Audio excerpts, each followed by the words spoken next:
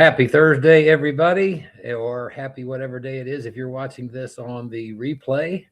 And this is the BH Spring Solutions live stream. It's June 11th, 2026. And if we've got anybody in the room, if you can give me a thumbs up or a one or a good to go, or let me know that we're actually broadcasting and everything is seeming okay and seeming fine. And for anybody here who has joined us, we appreciate it very much. We've been hoping to get more guys watching and guys and gals watching our live streams. It's very common for there to be many hundreds of views on our replays when these become permanent videos within just 24 hours of the live stream taking place. And hello there, Rick. Hello there, Joe. Appreciate your thumbs up. And anyway, I hope I was late. I was finding a coaster for a drink to keep myself cool. We're in the middle of a heat wave here, or an early season heat wave. My goodness, it's not even officially summer yet, and we've been seeing 90 degrees and heat indices in the over 100, so anyway, I hope this is an enjoyable program for you. And I want to let you know that it was actually a BH veteran who came up with the subject matter indirectly. He sent an email, and I'm going to make sure he stays anonymous, but his first name is a unique one. It's Mark. And I want to share with you the email that he sent to us because, you know, I thought, boy, what a great question after, in about October, November timeframe of last year, we started talking about and showing the modifications, the margin builders, we call them, inside the SIG P320 that we believe resolves the incorrect functions or unintended discharge problem that the P320 has exhibited. And here's I'm going to read a part of his email to you. He says, hello, Mark. After watching all of your videos regarding the SIG P320, I recently purchased and installed the new SIG P320 sear springs in my P320. He's talking about the sear stabilizing sear springs that are available at BH Spring Solutions. And he said, that change alone has given me greater peace of mind. I was hoping you might be willing to share your personal opinion on a couple of questions. One, would you feel comfortable appendix carrying a SIG P320 with a round in the chamber if the only additional safety measure add back was the new BH sear springs? And the second question, would you feel comfortable appendix carrying a SIG P320 with a round in the chamber if it had both the new BH sear springs and the addition of a manual safety installed? Okay, two good questions. He said, I really like my SIG P320, but I stopped appendix carrying it because of the incidence of incorrect function. Makes sense. I understand there are a lot of opinions on this topic, and I'm simply interested in hearing yours based on your experience and expertise. Please know that I am not seeking legal advice, and I want you to take this in, guys, because I give this gentleman credit for just showing that I have always said that BH veterans are the class of the firearms industry, and you are. Most of you are what I would call, Browning guys, or at least, partially Browning guys, and you are the class of the firearms industry without a doubt. So I want you to just appreciate this. He writes, please know that I am not seeking legal advice, and I would never use your response against you in any way or make it public.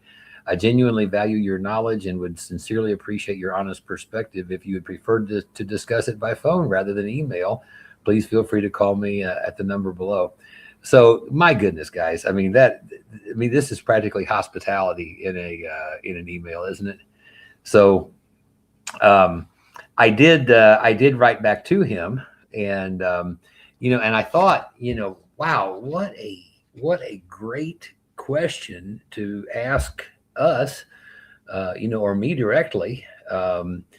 Because, depending on, a guy's answer, that would depend on, tell you how much confidence he has in what we've prescribed for the P320. So, I'm going to share with you my, part of my, the information back to him. And one of the reasons that I am is because most of what I wrote back to him is also already publicly available in the book I wrote, Get Your Defensive House in Order. And one of the first things that I let him know after I thanked him for his expressions of consideration and respect and the virtual hospitality that he showed in his email, and what a class act he is, that I was likely to disappoint him with my knowledge and perspectives. He was wanting some of that, and then the reason is because my father inoculated me to everything firearms, and he was a very OCD Marine, and I still hear the loudness in his voice saying, "Never point a gun at anything you do not intend to shoot." Okay, so well, that that kind of rules out Appendix-Carry from the get-go, guys. So I am hopelessly biased against Appendix-Carry, and so this makes me the worst person in the world probably to ask this question to, because I don't have any intentions of carrying any firearm pointed at that particular personal area of myself. So, but it gave me a chance to answer his question, and I think you're going to appreciate some of the context of the answer that I did give him, because I did not just bail on this. My first consideration in carrying in any carry configuration is the fact that it is more statistically likely that I'll have a gun stolen from me or lose control of one in a gun grab situation where I get disarmed by, say, multiple goons who get me from behind by surprise, than it is likely that I will ever use a firearm to defend myself or anyone. And so I filter everything and every question about questions like this, or questions about carry in general, through that filter. And again, I'm only playing the statistics here. And if you take a look at the number of firearms lost or stolen, and including in gun grab situations or violently taken, and then you take a look at the numbers of justified defensive shootings in a year in the United States, and some of these numbers are a little slippery, but there's a lot more zeros behind the conclusions, the numbers for firearms lost, stolen, taken in gun grabs, and so forth, than there are justified uses of firearms, or should we say known justified uses of firearms. So at least to the point that I can, I'm going to play the statistics, because there's a lot of credible information out there that says that the 250,000 or so per year that are reported by the government as being stolen every year is probably half or less than the actual numbers being stolen every year or taken from people. And the numbers of justified shootings in a year are just a small fraction of that. And so, and again, part of what is not taken into account here are defensive use of firearms that ultimately results in no shots being fired, nobody being injured. Bad guy decides to go somewhere and do something else at the sight of someone, acting like they're going to defend, or at the sight of a firearm that's been brandished. But at any rate, it seems the statistics are strongly in favor of when you carry a firearm into society. The statistics are strong that the risk of having that taken from you is much, much higher statistically than the possibility that you're ever going to actually use it to defend, yourself or anyone else. So I filter this answer through that. So um, and I filter it through this scenario basically.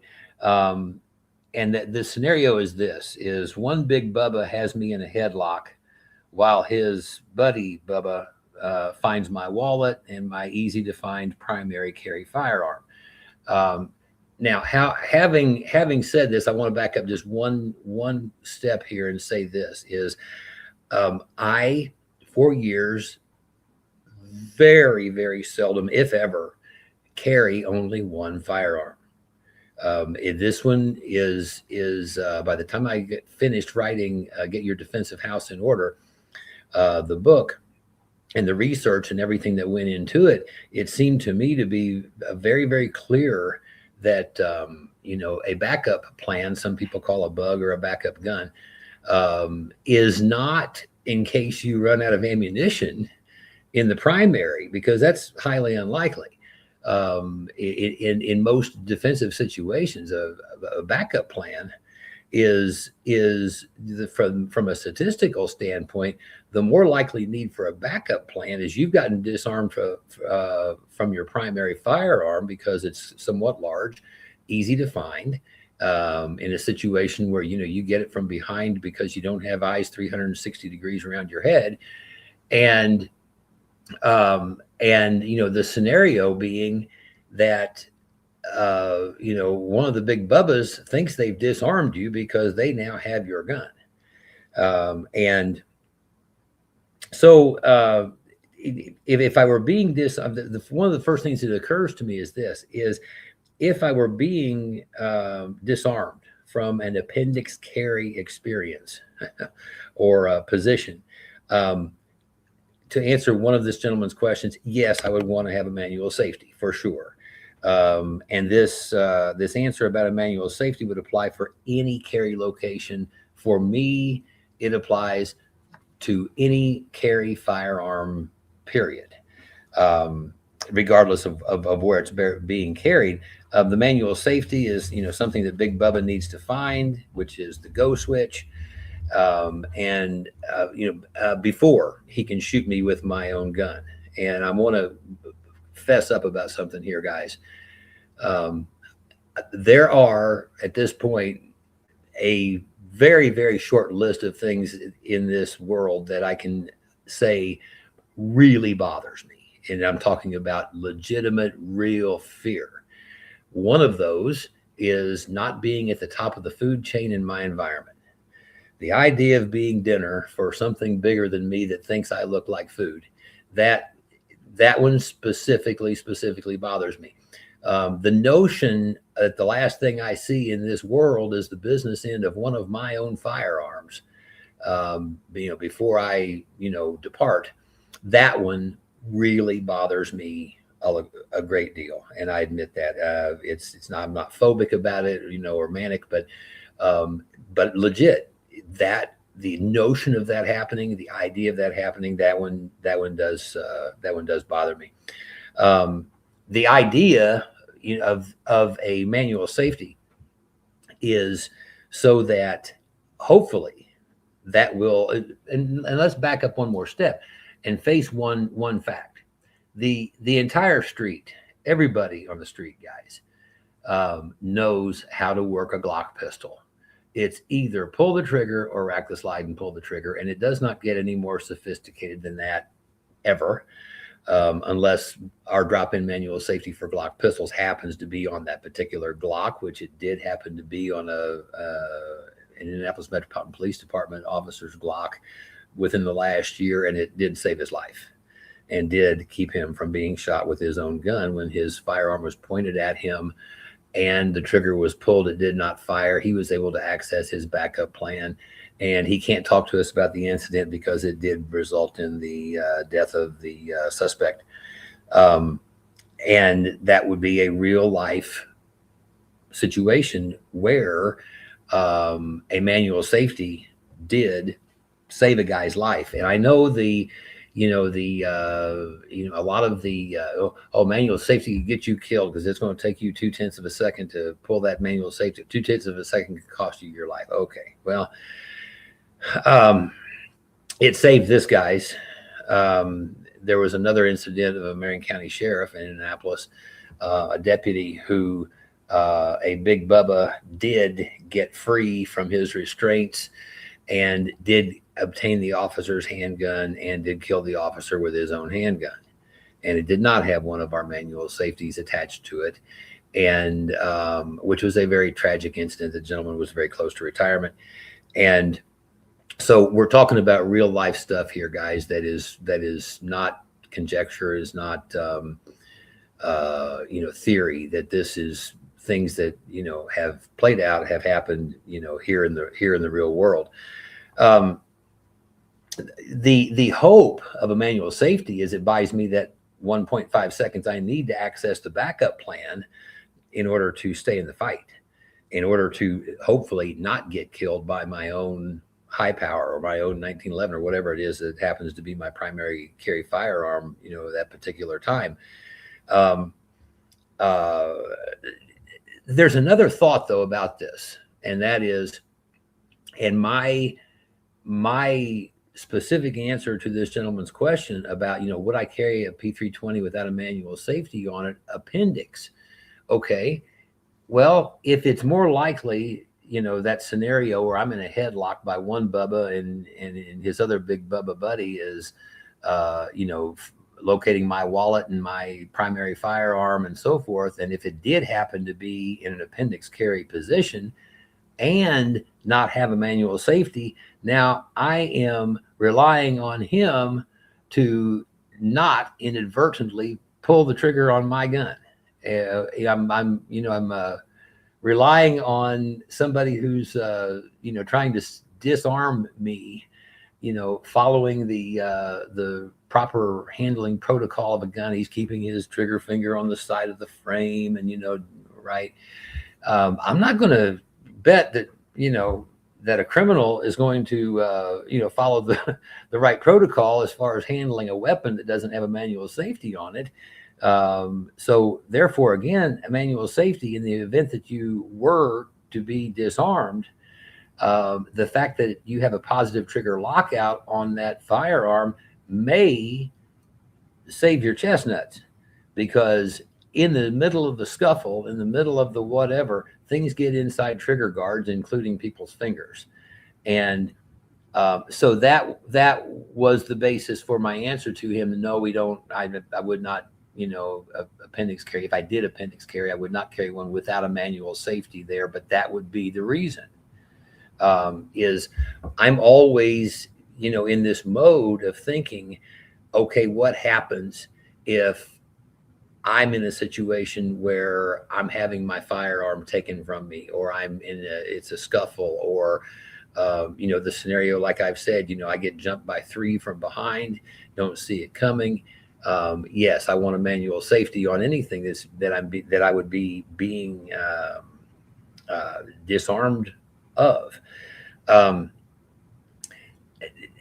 I want to take this a little bit of another direction now too, though, and that is, I've carried my P320 with a manual safety that we added to it, and it does conform with all of BH Spring Solutions safety margin add backs.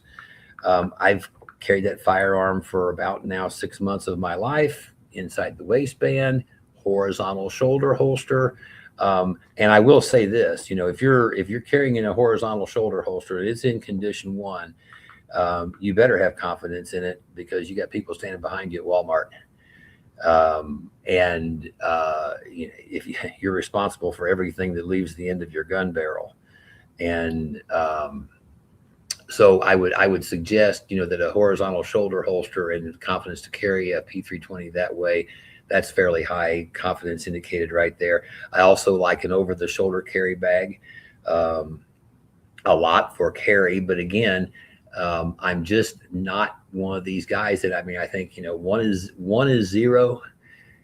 Because if it's taken from you, or if it malfunctions, locks up, jams, if it's the only one you've got and anything happens, the old adage, 1 is 0, that math starts to add up pretty quickly in adverse kind of situations.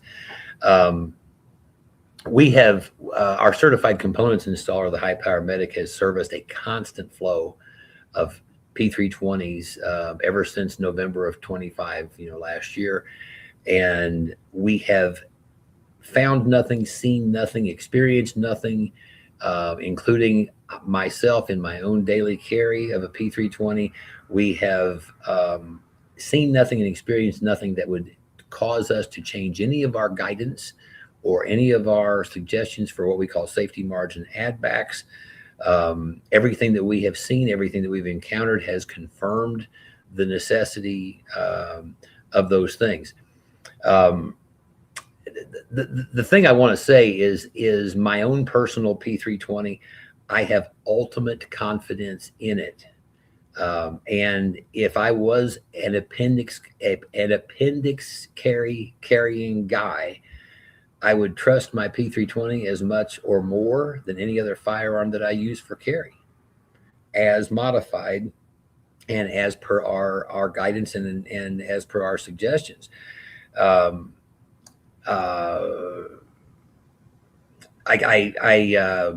consider the SEER modification as an example, along with this P320 SEER stabilizing SEER springs that we also developed. The SEER modification that increases that metal to metal overlap by about 40%. So you've got about 30 to 40% more metal contacting metal that has to clear metal, that's stopping metal. More metal in an engagement of a SEER hammer or a SEER striker is generally, from a safety standpoint or from a margins standpoint, more is better. And I consider that to be, this gentleman's question was specifically about springs only. I consider that to be an important one as well, and that's a modification that's done again by the High Power Medic. Where this conversation though gets, we're going to say sticky or difficult, is when there are other variables going on, such as I have personally seen 2 P320s that came through the High Power Medic that had been oiled so much in the striker or SEER areas and had collected so much black stuff with the oil. And what it does is it solidifies or congeals, and the stuff doesn't move around anymore like it did before you have all of that interference, going on in there. We had one with a striker assembly where the striker safety literally could not move. And that means the striker safety was still there, but because it could not move, it could not do its job like at all whatsoever. Weapon still fired. It just so happened that, the striker safety, which obviously was added as an additional margin of safety, hoping that if the striker got away from the SEER, that there would be a stop, something that would make the striker would stop itself. For us, the need for a striker safety was a bit of a red flag, because if you're needing a striker safety that bad, that means is that you're planning for, you're trying to make, some sort of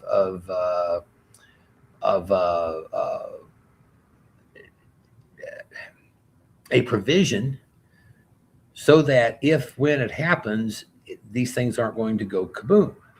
And, this was a little bit of a red flag to me because, John Browning, I don't remember him ever coming up with anything called a striker safety. In other words, the striker had a job and you didn't give it 2 jobs like that are opposite, 1 to go home to the primer and 2 to stop itself from going home to the primer. So the idea was that the SEER had to be boss and had to stay boss. Back to the ones that are, gunked up with all the crud. Those kinds of conditions,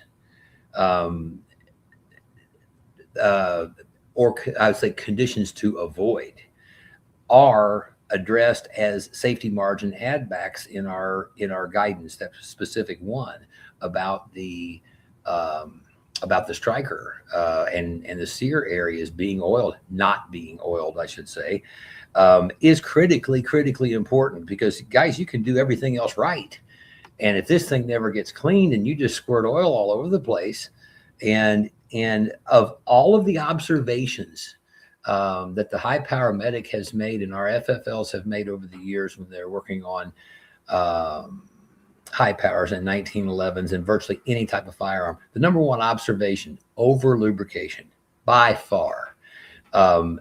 That is one of those things that we think of is if it if a little's better, a lot more is even better, and it's just not that way inside firearms at all. So one reason why we have a little oil dispenser bottle available at BH Spring Solutions that is in our mind, for most gun oiling, it's exactly what you want. And what I mean by that is it is an ultra light, almost like the consistency of water, and a needle applicator. And the idea behind that is, there are mechanisms, of course, that you do want to oil, like most of them. It just happens the P320 will not tolerate that in the striker area and the sear area. And the collection of the stuff going in there, because you've got some extremely tiny springs going on, the collection of the oil and the black shit stuff, and it congeals or hardens, is just death to correct function in a firearm like the P320. But in many firearms, you do want to oil a mechanism, and it's convenient if you can do it without taking thing completely apart. The idea of a very, like, almost the consistency of water kind of oil with a needle applicator is one tiny drop into a mechanism, goes all over the place. And you have used a tiny drop of oil to fully get into and go all over the place in a mechanism. And that is extremely helpful, extremely handy when it comes to lubricating a firearm. So back to the SIG P320 subject here. Those kinds of variables are the reason why we have come up with the 10 safety margin add backs that we have.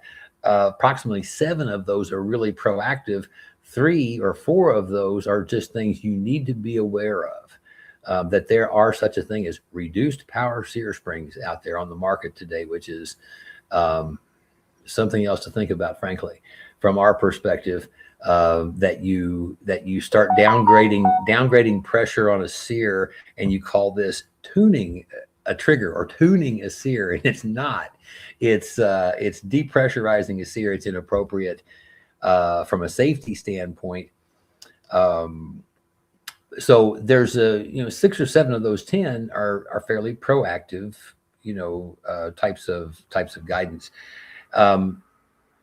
The best answer that I could give, to this gentleman is I do trust a P320 that conforms with our 10 safety margin BH safety margin add backs. And I trust that P320 as much as I trust any handgun model that I own for carry. And frankly, I trust it a lot more than some current production model handguns that have had problems that seems like they still, in some cases haven't been addressed. And I'm not going to really go into that, but there are numerous on the market that, the P320 is not the only recent, quote, modern firearm that has had misbehavior problems. It just happens to be the all-star because there's like 7.5 million of them or something that's been made, and are in use worldwide.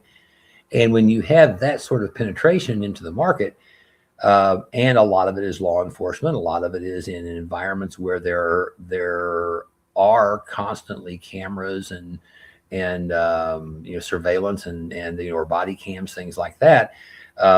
These are just the things that happen to make it to YouTube or make the news. So as far as the trust in the P320, if one conforms with all of our safety margin add backs, my trust in that firearm is ultimate. And and I can say that I trust it as much as any other firearm that I have that I sometimes use for carry. And the other thing that I can say with all sincerity is I would not ever carry any handgun that I don't have complete confidence in, and under any circumstances. And unless you're in a situation where you only have one firearm, my position is, it needs to be a firearm that you have ultimate complete confidence in, especially from first of all the reliability standpoint, but also how you perform with it, and from an accuracy standpoint, from a drill deholstering standpoint.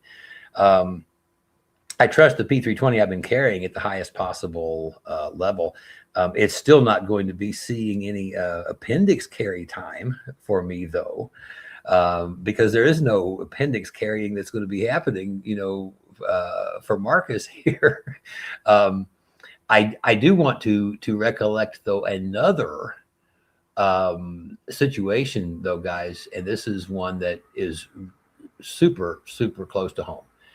And this is one of our machinists. It's one of our, I would say, machinist friend. His brother sat down in his recliner one day with a hoodie sweatshirt. Some of you have heard this story before. And he sat down in his recliner in his home for the last time because his went kaboom when he sat down in his recliner. And a bullet went in and out his left thigh, and the same bullet went in and out his left calf. And he already had some health conditions, and this sent him into a tailspin. And the last we've heard, he's never coming out of a nursing home. And I would just say, imagine if that was appendix carrying and that happened. I mean, guys, you just think about that for a second. I don't know about you, but it makes me ache with empathy and sympathy for anybody who would have the misfortune of that. I remember, when I was a teenager that I had a lot of family 200 miles or so south of where I live right now, and some of them were hog farmers. And there's a couple of different reasons why you castrate all of the young, hopefully it's young, male hogs. And let me tell you, castrating day is like nothing you've ever heard before, because the screaming by these animals when that's happening is deafening, literally deafening. And I only witnessed this like one time in my life. I was there like 15 minutes and I was starting to ache myself in places I didn't want to ache. And I just had to cash in on the whole idea of being a part of that, family farm business. And so I would say about our machinist brother,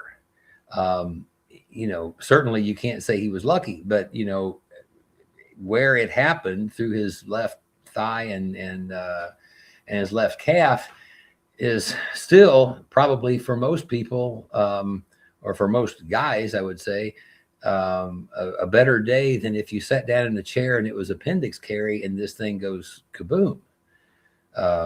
So anyway, we're gonna be cashing in on that subject here fairly quickly, but I do want to add one thing about this subject, and that is this idea of having complete confidence in especially your defensive firearms that are roll guns. And this is your by the bed home defense firearms. your carry firearms, anything that's in the truck or in the car, with you. Having complete confidence in those firearms is really, really, really an important thing. Um, and you can't ever be too knowledgeable about your tools, about your weapons, about your ammunition. And I want to just highlight for you how easy it is to make a mistake where this is concerned. Pre BH Spring Solutions, I want to take you back a few years now, um, to around the time of 2008, 2007, 8, 9, in this time frame. I had my first ever experience of a malfunction in my own personal Browning high power that I had bought in 1990. And so this is like 16, 17 years. I estimated about 10,000 rounds that had gone through this thing. And guys, I shot everything through this and never, ever had anything except 100% reliable function.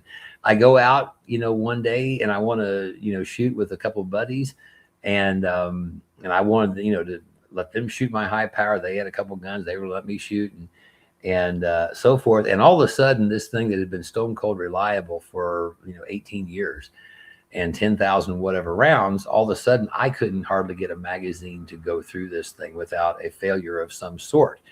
And it was an extractor spring that was worn out. It was just completely done, and the extractor could not any longer hold the cartridges to get them back to the ejector, to get the empties out of the gun reliably anymore. And I tried different ammunition, I tried different magazines and whatever. And then I went online and I started reading, and it was doggone it, I forget the gentleman's name that actually wrote a book about the high power. It'll come to me probably here in a minute. I started reading in his book online, and I pretty quickly determined, well, it sounds like I needed a new extractor spring. So I went to the sources that were available at the time.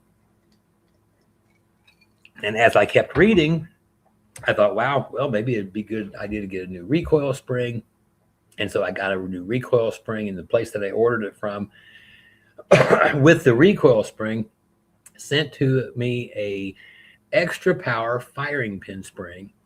And I had, of course, the extractor spring. And this was the moment that turned me against generally an idea of replacing out a spring here or a spring there in virtually any firearm, if I can ever avoid it. Recoil springs possibly being the exception, because those often do wear out, especially in your shorter barreled handguns, faster than everything else. But anyway, I replaced the extractor spring, everything all of a sudden stone cold reliable. I can't get this thing to malfunction anymore. It must have been the extractor spring. It was. And I started using the new recoil spring. That was fine. And I've got this extra power firing pin spring, which I still to this day don't know why those get included complimentarily, by this particular company with a recoil spring, but it's frankly inappropriate. So what I did was I figured out how to install the firing pin spring, and I did that. And I went out and I, did a little shooting. Everything seemed great. Put it in my holster. And for those of you, just to help you out here, in a high power, in a 1911, you have a spring that is powering the hammer. It's called the mainspring. And the mainspring is not your recoil spring. That is a recoil spring, or John Browning called a reaction spring. The mainspring is your hammer strut spring. It's what powers the hammer home to the firing pin in order to fire the weapon. And my mainspring on the hammer strut in my high power had also never been changed in 17 or 18 years. And that is the spring that powers the hammer into the firing pin. In a high power or a 1911, that firing pin spring has nothing to do with firing the weapon. It has to do with keeping the firing pin away from the primer. In your older high powers, in your older 1911s, your Series 70 1911s, that firing pin spring is your drop safety, or is your muzzle drop safety anyway. And so what I did was I went ahead and installed their extra power firing pin spring at the time, not even really knowing what it did. And so I've got an old 17, 18-year-old mainspring powering the hammer into an extra power firing pin spring that is holding back the firing pin.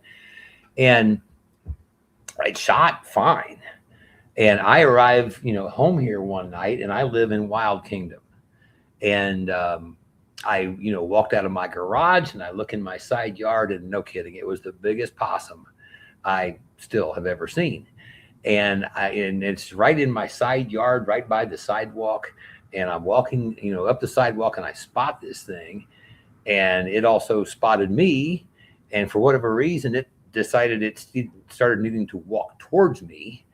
And, and I thought, well, okay, I want to solve this nonsense, right?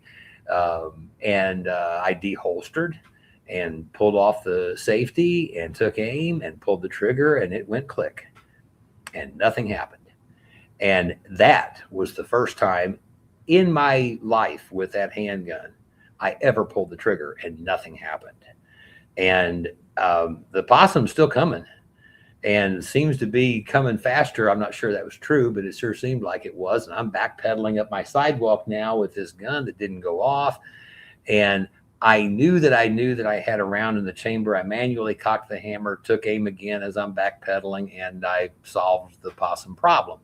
But that illustrates an important premise, and that is this: is if you don't know what you're doing, you can create your own malfunctions just by replacing springs one at a time, or one here or one there. And it's the reason why the complete spring kit idea happened with BH Spring Solutions.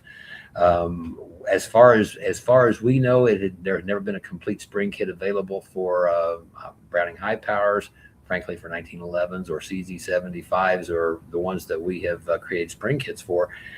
And it was for that reason, because what we had learned was, just by replacing a spring here or a spring there, you can create your own malfunctions. And in this case, my mainspring or hammer strut spring was no longer strong enough to overcome this extra power firing pin spring that I had been gifted.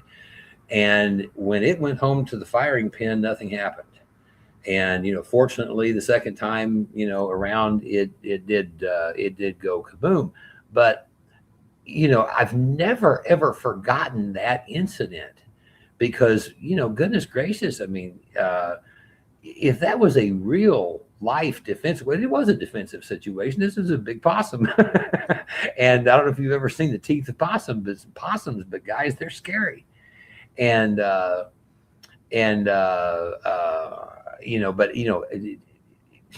confronting an intruder, coming home, not confronting a possum in the side yard, but, coming in the door and realizing there's somebody in the house that's not supposed to be here, and needing to react immediately because it is a life or death, situation, and you pull it and it goes click. Well, my goodness, that's rough. So that is the reason that complete spring kits ever happened. Back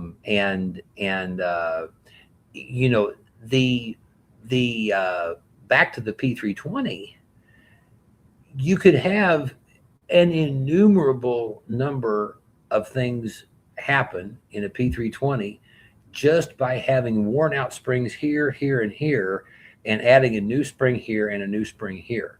Because when you have springs, when you understand that springs literally regulate and control the movement of virtually everything inside a firearm, except when John Browning is involved and he made the parts cooperate with themselves, with each other so well that he had less springs in his firearms than any that we've ever seen.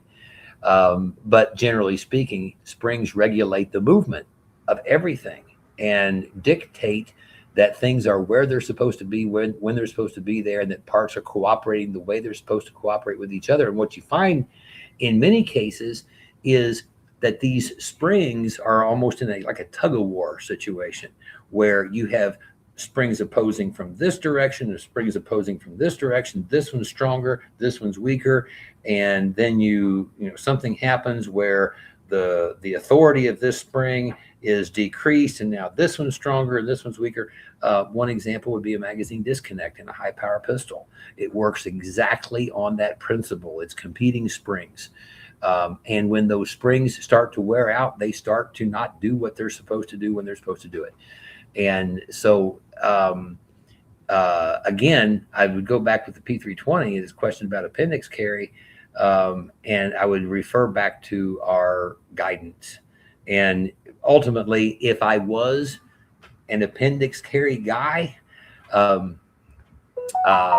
yeah, my P320 that I've carried for 6 months, sure. Yeah, I would choose to carry that appendix carry as easily and as confidently as I would any firearm that I use for carry. We do have another subject tonight, guys, and I want to probably surprise you a little bit with this one. But we're going to talk a little bit about the firearms market and the economic factors at play today, and what is that doing exactly in the firearms market, in the firearms world. We dug up some information and some research on that today, and I want to share it with you. But before we do, I want to go to our chat. And guys, all of you that have shown up since we very first started, thank you. We appreciate it. It is really an honor that you show up for this, guys. And I want you to know how much I appreciate it. Give me just a little bit of patience here. I want to take a look through some of the comments and see if there's any questions in here that we might be able to address before we shift gears and change subjects.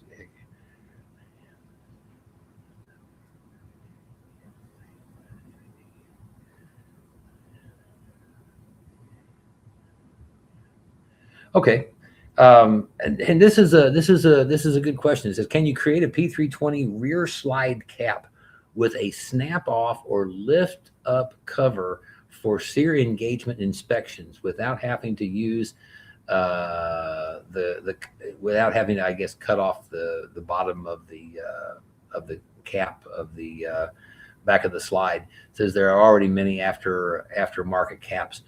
I have been using my P320. It's been inside the waistband. It's been horizontal shoulder holster.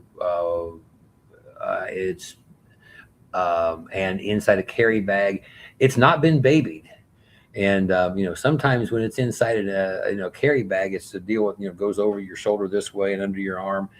And I tend to walk in and just kind of sort of drop that and not baby anything. So there's indirectly been this this effect of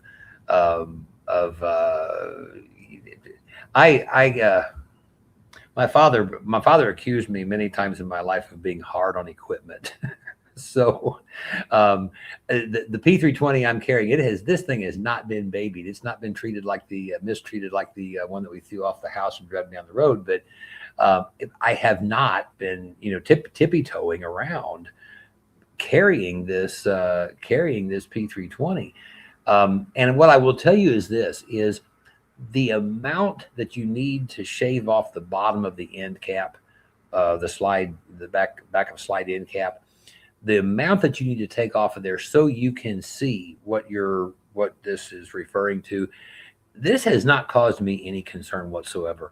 It is such a small amount, frankly, because right at the bottom, if you take just the very bottom part of that cover plate off, it's a very small amount that you need to remove. I don't intend to ever use mine with a 100% full cap because it just doesn't bother me. It doesn't create any problems. And I know, a lot of guys will be concerned about, lint, dust, stuff getting in there. Well, there's other places in the P320, quite frankly, you could get stuff into there too. I don't worry about that, frankly, any more than I worry about, that every time your slide reciprocates, it opens up a big gaping hole in the side of the slide so you can eject around,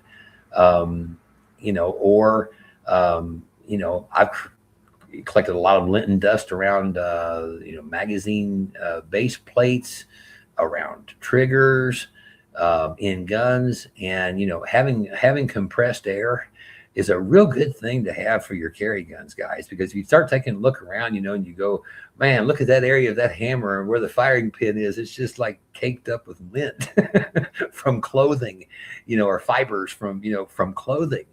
And, you guys have seen it. I have too. And so, having yourself a compressed air situation, or just, being very, very, very religious about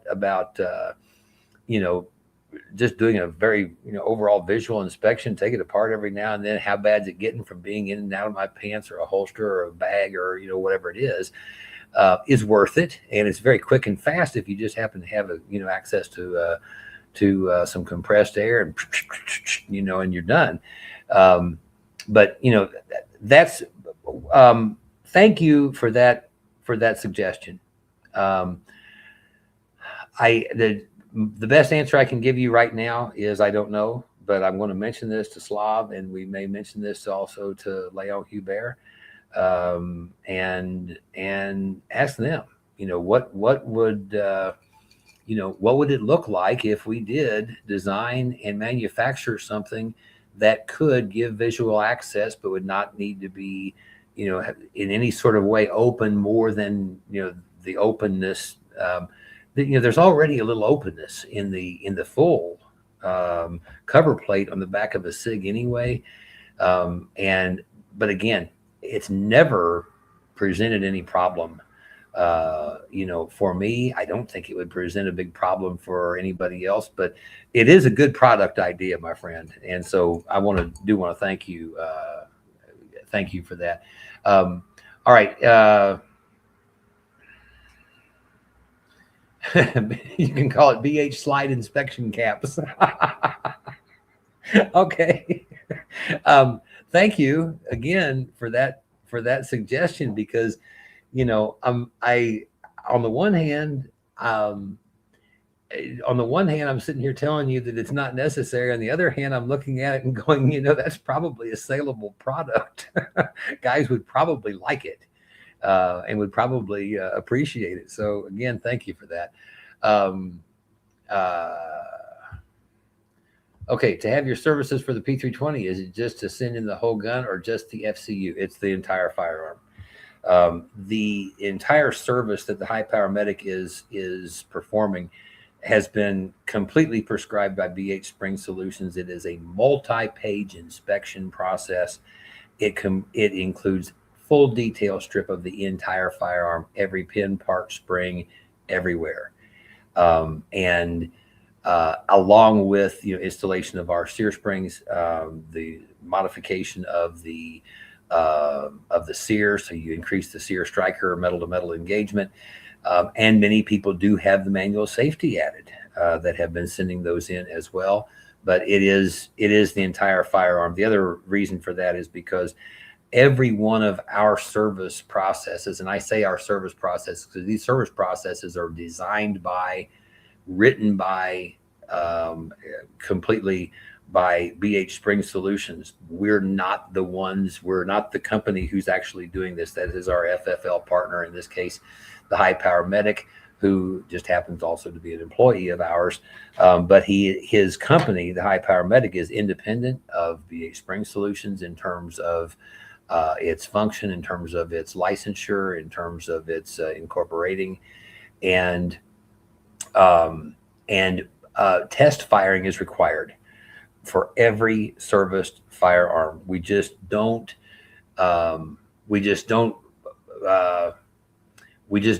send firearms out, and we don't let firearms be sent out with a BH designed service process that does not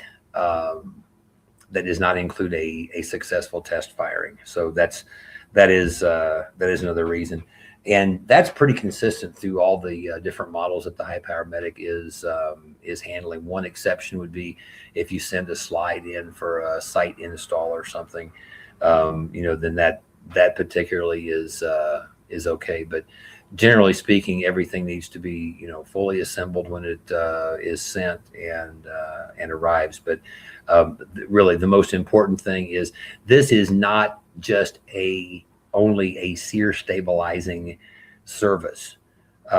In other words, what I'm saying is um, when that P320 or high power 1911 or whatever it is goes out, that is a whole gun service. Yes, it's a sear stabilizing and safety margins enhancement service.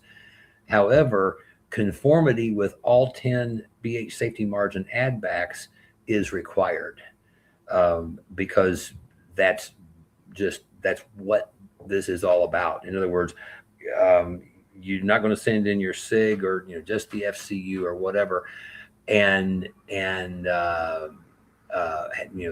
all he's doing is he's installing sear springs and he's doing a modification with a power tool or a machine tool to modify the sear, and it goes back in and it's out the door. That's not the case.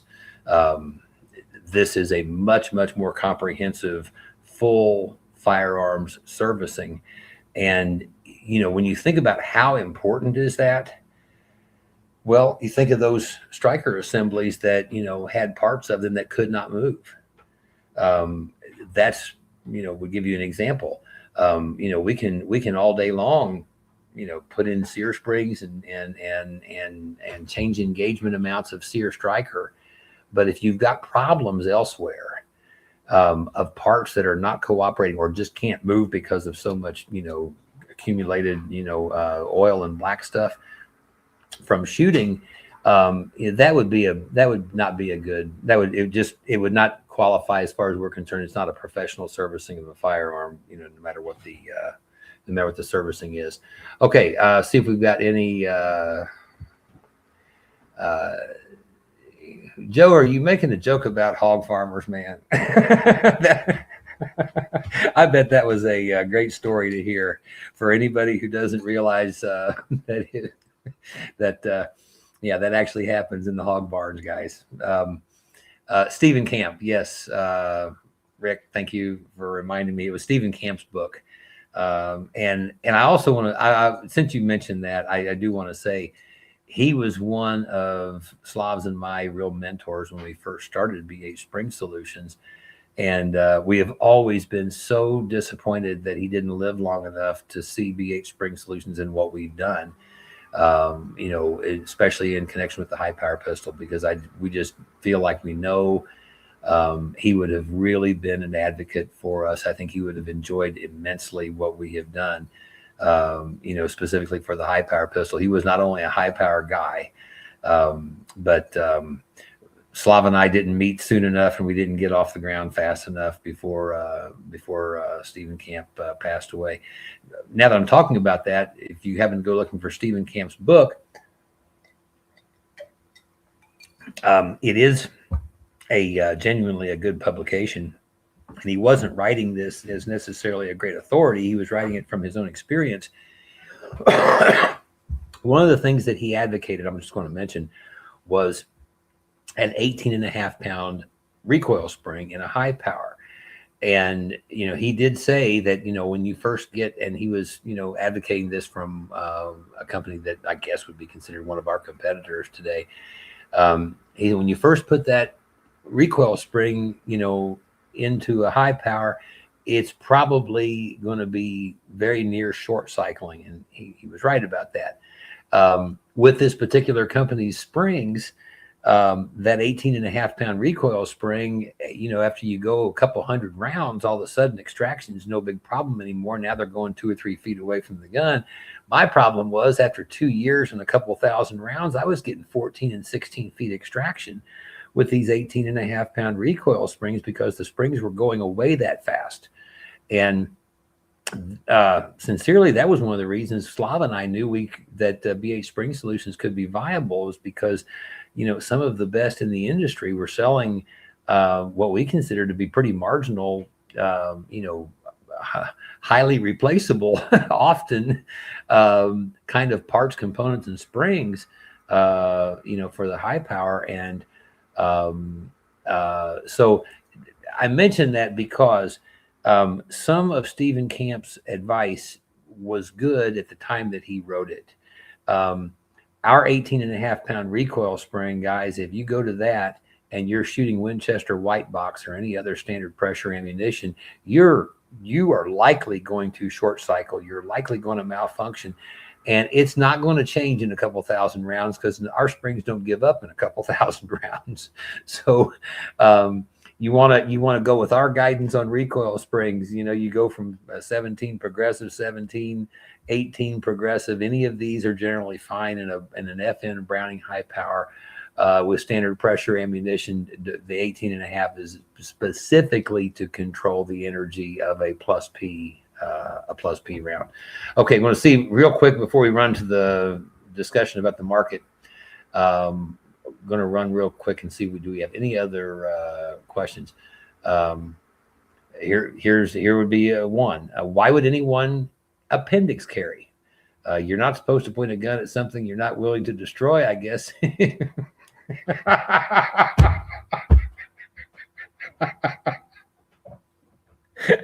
Okay, I should have pre-read that. I didn't see that coming. I think there is a lot of belief that it's much, much more difficult for somebody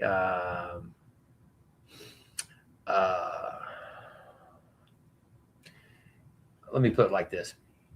I was at Walmart a couple of weeks ago, okay? And this guy is bent over picking up something in the automotive department, and how your shirt kind of comes up, in the back when you bend over and so forth. And he's showing this revolver in a holster, and it's right in the back of his pants, okay? And guys, I could have just walked up and just easily, okay? That's not the kind of thing to do. I think for a lot of people, I think it's more concealable, possibly. It's probably more difficult for a person to make a quick grab. I am also personally biased against open carry, unless you happen to have at least a couple points of retention in a retention holster.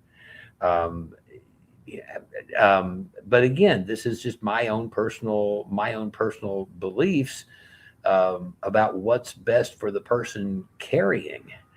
And I've never felt like I gain anything by advertising to the world that I carry it. I'm not knocking anybody who does.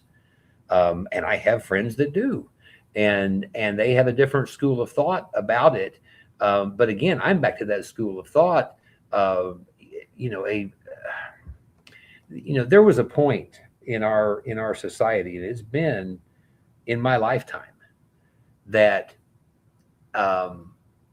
the awareness that you have a firearm, or the awareness that you carry, or the awareness that you have one inside your home or whatever, sometimes could have been at one point in history a deterrent. And I don't believe that anymore. I believe it makes you a target. The less people know, the less people are aware of what you have on you, the less potential there is for you to be a target. Now, there's other schools of thought, and I'm not saying that I'm right about this in all cases and for all people whatsoever. Again, I have, the last thing I want to do is I don't want to alienate some of my good friends who do open carry, and I respect it. And it's certainly within the law here in Indiana where we're at, and that is their choice, and I wouldn't want to take that choice away from them either. But I think that for a lot of people, the security of front of body carry is in their minds superior, and as compared to on the side, inside the waistband or outside the waistband, but on the sides, or goodness knows in the back. I think that's for a lot of people. My partner Slav, who lives in Bulgaria. That is a very, very, very condition-free world, guys. You would be surprised how almost religious people are about it over there. This is what I would call a condition-free market, a condition-free society. My partner Slav, we have a shooting video, sort of a friendly competition that we had, where he got a like a mid-sized Glock, and he's coming up, out from under a shirt, Appendix-Carry, a Glock, condition 3, and on the way up, he racks the slide, and it's so fast you can't, unless you slow this down, you never see it, because he's so well practiced. And I had a high power on my hip, same sort of clothing to clear, condition 1, manual safety. And I only got, we were doing like 3-shot drills, and I got within like 0.3 of a second of him, and I never could get faster. But it's a tribute to his practice and involvement in competition shooting. And so for him, this is a very, very fast draw situation. And to put it in context here, we've got this on video. I think it's actually a video we've published. And, he's clearing a shirt, up with the firearm, rack the slide, forward, 2 down, 1 up, 2.2 seconds total. And we're talking 3 hits out of 3 shots. Well, okay, in that context right there, the reason I couldn't get within 0.3, closer than 0.3 of a second, with, similar performance, was I'm having to bring it from here to here to here. And he's coming right up, straight forward. And, so I guess, in that particular scenario, that would make an argument for Appendix-Carry. But again, I can tell you, my partner Slav's not carrying anything with a round in the chamber, I don't think, virtually ever. But when you think about how practiced he is, coming out, clearing clothing, coming out from under clothing, and I think he was pulling off, first shots in those scenarios at like 1.9 seconds, and 0.3 of a second later, he's already, landed 2 down and 1 up, or 1 down, 2 down and 1 up. So, the idea of Appendix-Carry is not without some valid arguments, guys. It's really not. And again, I don't want to say anything here that would sound like anybody is making a bad judgment call or a bad decision if they do Appendix-Carry. It's your body, it's your carry strategy, it's your comfort level, it's your gun, it's your right to carry it how you want to, as long as it doesn't hurt anybody else. But again, guys, I'm telling you, I'm so biased against it. I'm not Appendix-Carrying a gun in condition 3. It's that whole idea, you never point a firearm at anything you do not intend to shoot. This got so deep in me that if I were to, here would be one example. If I have a firearm in a bedside drawer, in a nightstand by the bed, I can tell you what direction that firearm is pointed in the drawer. If I was to, open my gun safe, and you were to peer inside and take a look inside that gun safe, there will not be one firearm pointed at you in the entire safe, no matter what the shelf, no matter where it's at, no matter what it is. And it will not be pointed any direction that is as far as that goes, a direction where it's likely to be in line with a human being, whether it's in a drawer or in a safe or wherever it is. But this became a mindset, or it just became a thought process again, that it just when you're like 4 and you're being taught this, right? It does, it does make an impression.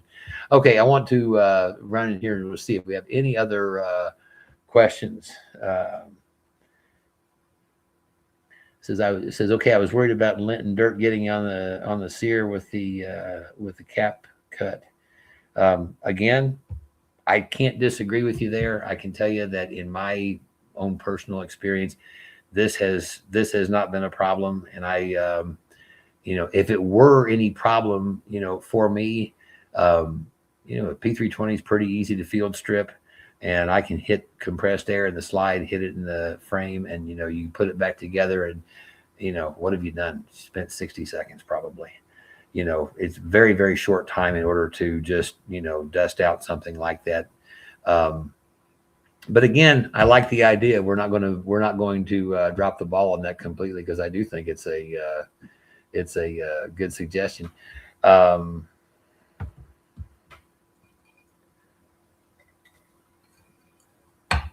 Joe, thank you for this. He says, with all my striker fired guns, he says, for me, it's rack and shoot. When it's striker fired, he says, for my high powers 1911, it's cocked and locked. Well, and with all due respect, Joe, I would be carrying high powers in 1911s if that's the case. And guys, I'm there. This goes actually to a statistical thing for me as well. This question, condition 3 or condition 1. There was a study done, and this is also in my book. And what this particular study showed was that in most defensive uses of handguns, in most, a plurality of, or a majority of the time, there is a need to fire one-handed. And the reason being is because your number one is never going to be a sanitary environment, like, standing still, learning how to be a good target at the shooting range. The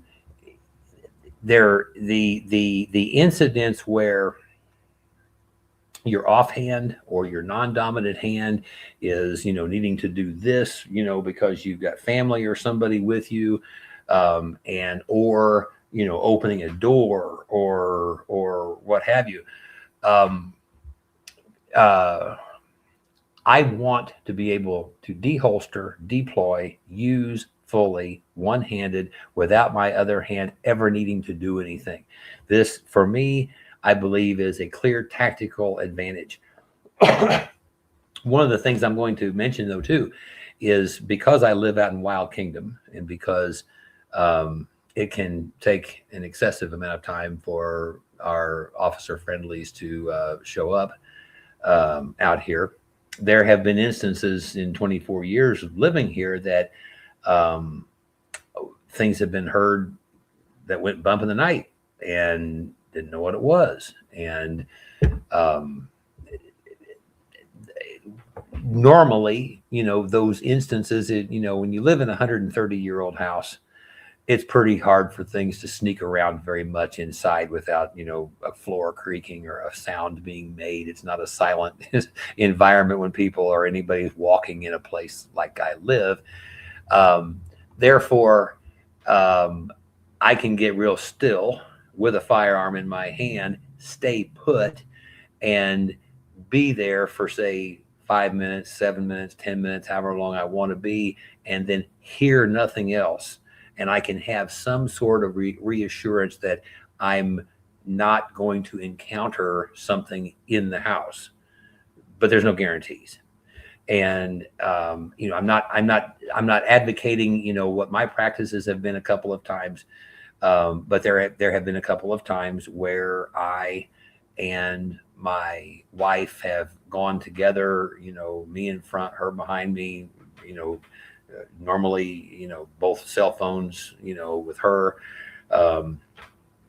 and going through the house, and what I would call confirming that, there's not anyone in our home. And that's when our light system that not sure if I've got one laying around here or not. I can't show a gun on the live stream, but our light solution where you're shooting thumb, where you can control the firearm and your tactical light all with one hand, still the left hand not having to do anything. This was like a drill. Okay, it wasn't there was no threat. The what went bump in the night, if it was something that was, that was to be worried about, it decided to leave, and apparently never, come into the structure. But what I learned from those instances was the value of being able to do everything with one hand, because my left hand was busy a lot more than I thought it would be. It was opening doors. It was reaching behind me, feeling where, my wife is at, wanting to know exactly her location at every moment. My left hand was busier than I thought it would be. I was turning on lights with it, opening doors with it. And the last time this happened, which has been, sometime a year ago or something, after this was over and I was sort of analyzing what had happened and how I had, behaved and how I had gone about, step by step, making sure that there was no real threat.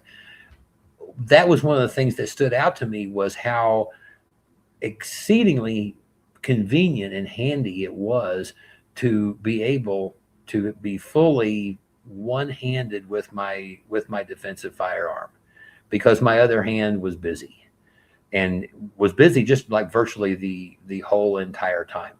That's my rationale for why not condition 3. Well, because it takes 2 hands to deploy that firearm and get it into business. Whereas if I'm condition 1, I need one hand to deholster, de-safety, and fully, deploy the firearm and do what I need to do. Another thing that is really, I think, underestimated, understated, is the need for all of us to practice shooting more one-handed. And again, I'm going back to that statistical thing that I was talking about, that being that in a preponderance or a majority of incidents where firearms have been used, the need to use them one-handed is a sincere situational need in over 50% of those instances.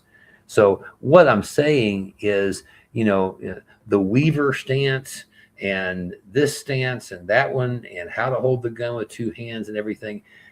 I'm not saying that there's not value to it, guys. I mean, it's fine. But if you're talking, there's real value in that if you're a competitive shooter, frankly.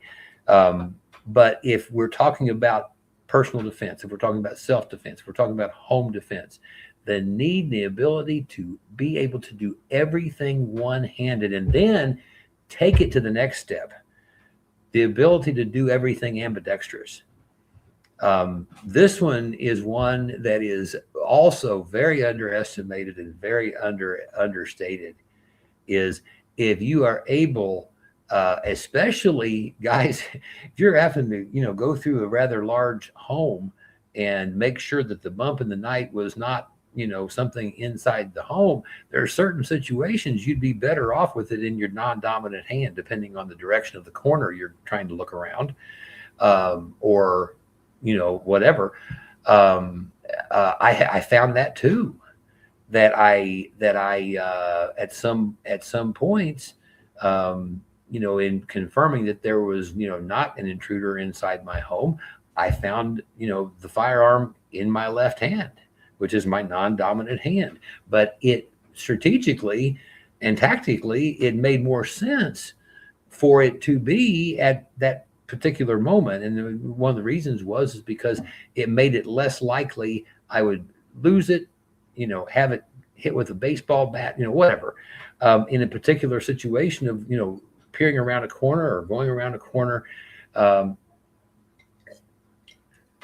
so, ambidextrous is and becoming more ambidextrous. Um, and guys, I will tell you, I've had very, very, very few people who have ever taken me up on this challenge. But if you don't believe you can, well, you won't. But I'm telling you that you can.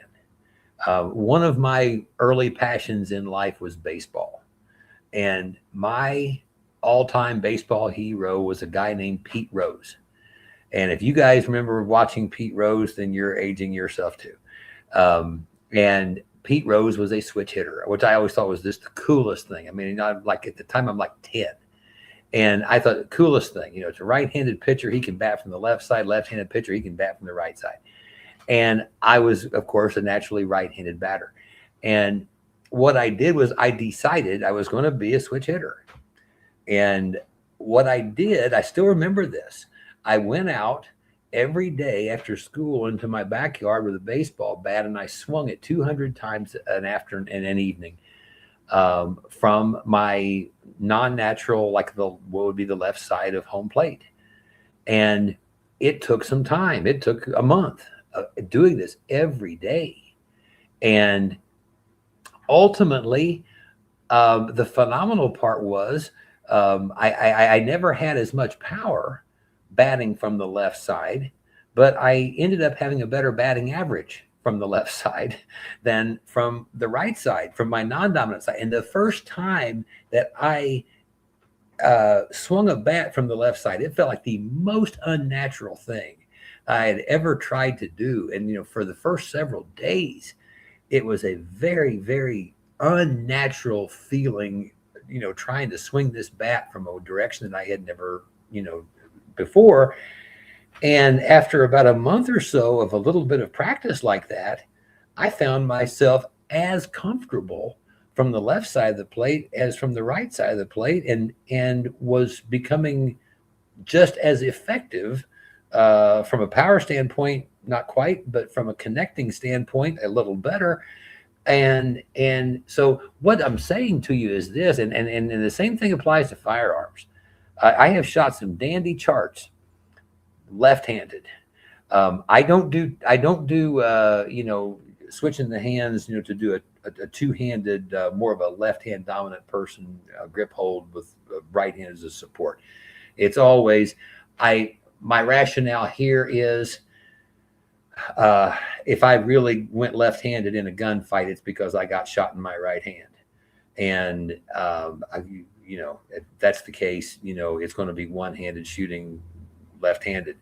And so I always practice shooting when I'm practicing, left-handed. It's always one-handed. And I've shot some very, very, very good accuracy, one-handed and non-dominant hand. It can be done.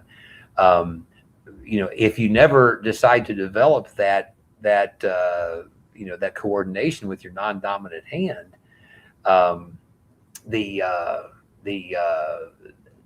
just practicing and becoming proficient at shooting rapidly one-handed with your dominant hand, that is a real biggie. Where I got the idea at such a young age that a guy could make himself a switch hitter, I had a grandfather who was born left-handed.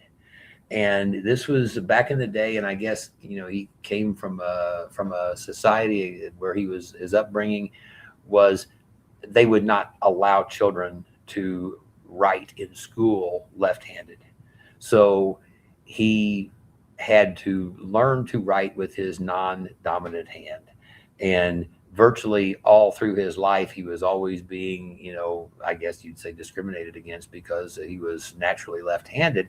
He had to learn how to do everything right-handed. And he became a barber. And this is back in the day, where they used the real straight razors, right, with no guard and whatever. And we're talking guys that could, shave a man or shave himself with a straight razor with no safety guard. And he would do it right-handed and go left, and Most people that would use a straight razor will never do that without cutting themselves up pretty badly. But his coordination and his abilities with both hands had become such that he himself was truly ambidextrous. You can do it if you really, really, want to do it. Okay, see, a couple more questions here, and then we're going to. Joe says, "How do you feel about open carry on your own property?" Okay, that is a good question.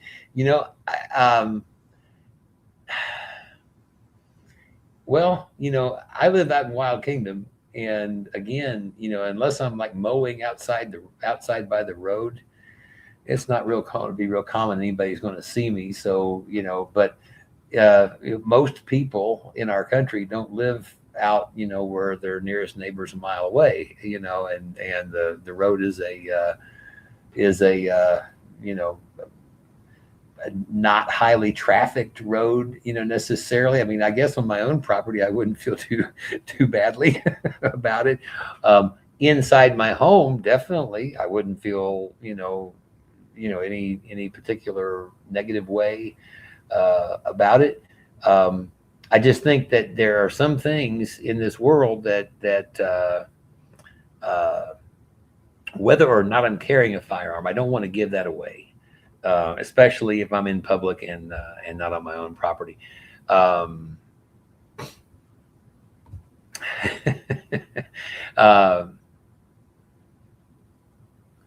all right. Okay, we're going to run to one more subject here. This has gone a little bit longer than what I had expected, guys. Thank you for sticking around with me. The ones of you that have, appreciate it very, very much. We're going to talk a little bit about the firearms market here in 2026.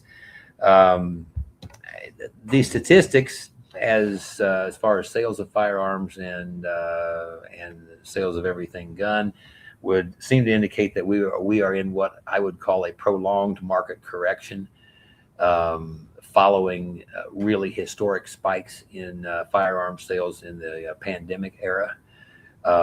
Overall, consumer demand and manufacturing output are dipping, both. Leading to inventory surpluses, favorable buying conditions across much of the country. A little bit about sales volume. Following a record 21.8 million guns sold in 2020, annual sales have steadily declined and now hovering about 15 to 16 million units a year. So down about 25 to 30% in the last, say, 6 years.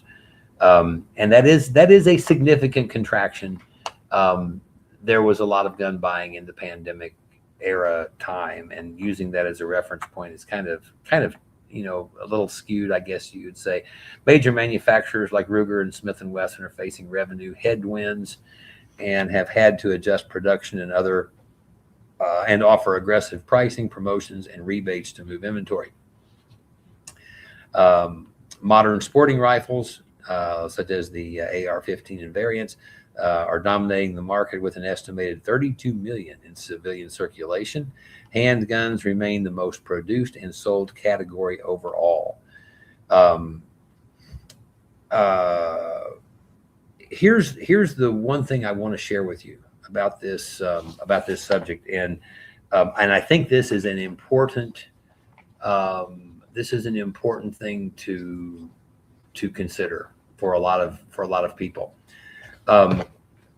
Firearms as an investment. And what I mean by firearms as an investment is we've had several VH veterans who decided that, all of their retirement funds being in, whatever CDs or mutual funds or whatever they are, wasn't very exciting, and decided to start investing their money into firearms. And of course, just a little bit at a time, one a month or, two a month or whatever. And, they got a lot more enjoyment out of their retirement savings. But when you think about it, how good of an investment firearms have proven to be. When I bought my first high power in 1990, the sale price of it was $289. And today that same firearm in brand new condition, say if it was brand new, unfired or whatever, that's probably a $1,500 firearm today. And 289 to 1,500, maybe even if it's only 1,200, that's still probably, even accounting for inflation, that's still probably a very good return on investment. I have a few, firearms that belonged to my father, that goes back a little bit more. And, I think that his first Auto 5 shotgun, if I remember the story correctly, I think was $59.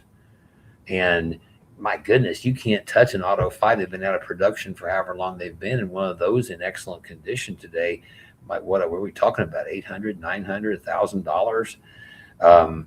Firearms generally have been a good hedge against inflation. They have been and have shown excellent returns on investment.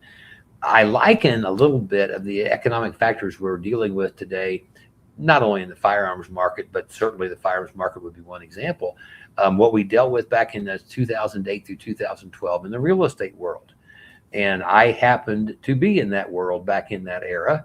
And one of the things I will never forget is there were at that time houses selling for $20,000 in Indianapolis that had been houses that had been selling at $60,000 and $70,000 that were, repossessed, dumped on the market, sold for $20,000. These things, that was 2008 through 2012 timeframe.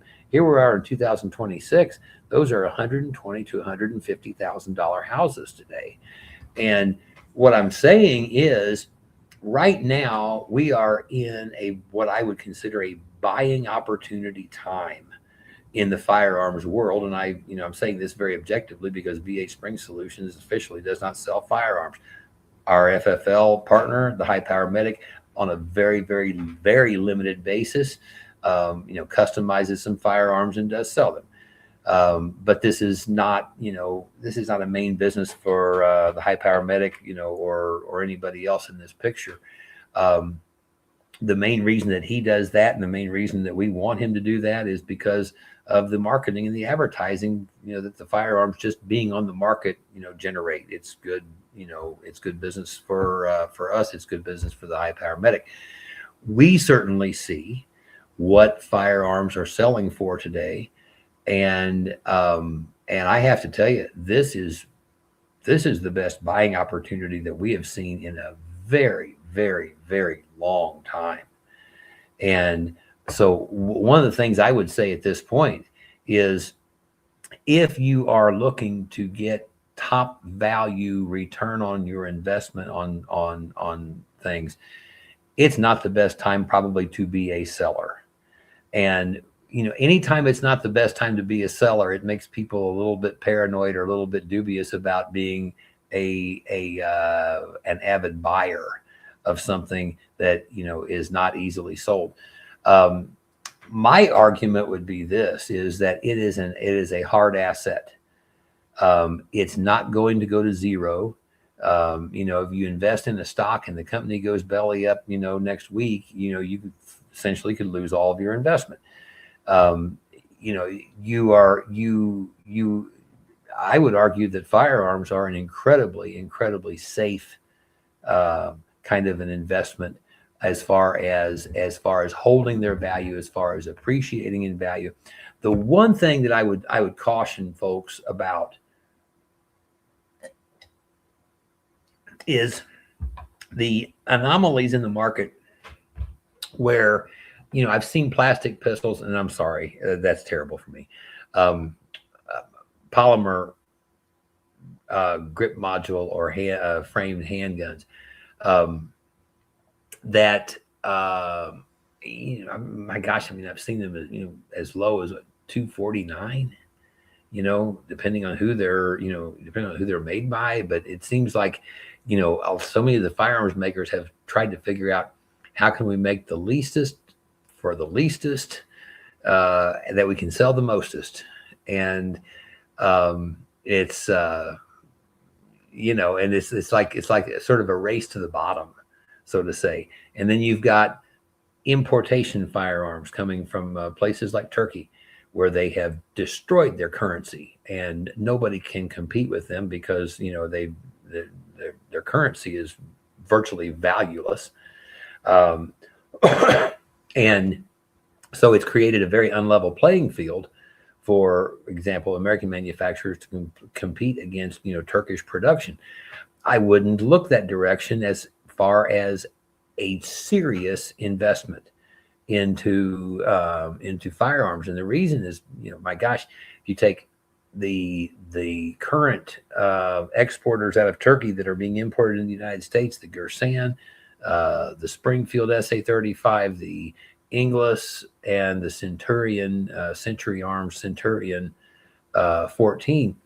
I mean, we're estimating, just based on serial numbers that we've seen come through the High Power Medic, guys, there has to be 200,000 of these guns between those four manufacturers that have come in like the last 5 years or 4 years, which is unprecedented when you consider that Browning was importing about 22 to 2,500 high powers a year from about 2007 or 8 until the finish, when they stopped making them, which would have been in 2017. They were only pulling in here 22 to 2,500 a year, and one custom shop was taking down about 500 of those. So there was, in a typical year, there was about 1,800 to 2,000 high powers even being made available. And we're talking about the last roughly 10 years that the Browning high power was for sale in the United States. And to have a flood land on the market, and I'm talking about specifically the Turkish high power clones, in the numbers that they have landed here, this is complete market saturation. No, I would not advocate for investment anything that has saturated the market. And Glocks, I would say, again, they have saturated the market, and to a great extent almost ever since they've been in business, but since 10 years after they went into business. Anything that can be made with a $4 grip frame, and that's about the typical cost of after a mold is made for a polymer grip frame, grip module for a handgun, you're talking under $10. And then you add a slide to it, and your internals, and you have the gun. Anything that can be made in that kind of quantities and numbers and mass scale production, where the market can literally be saturated and oversupplied, not as good from an investment standpoint.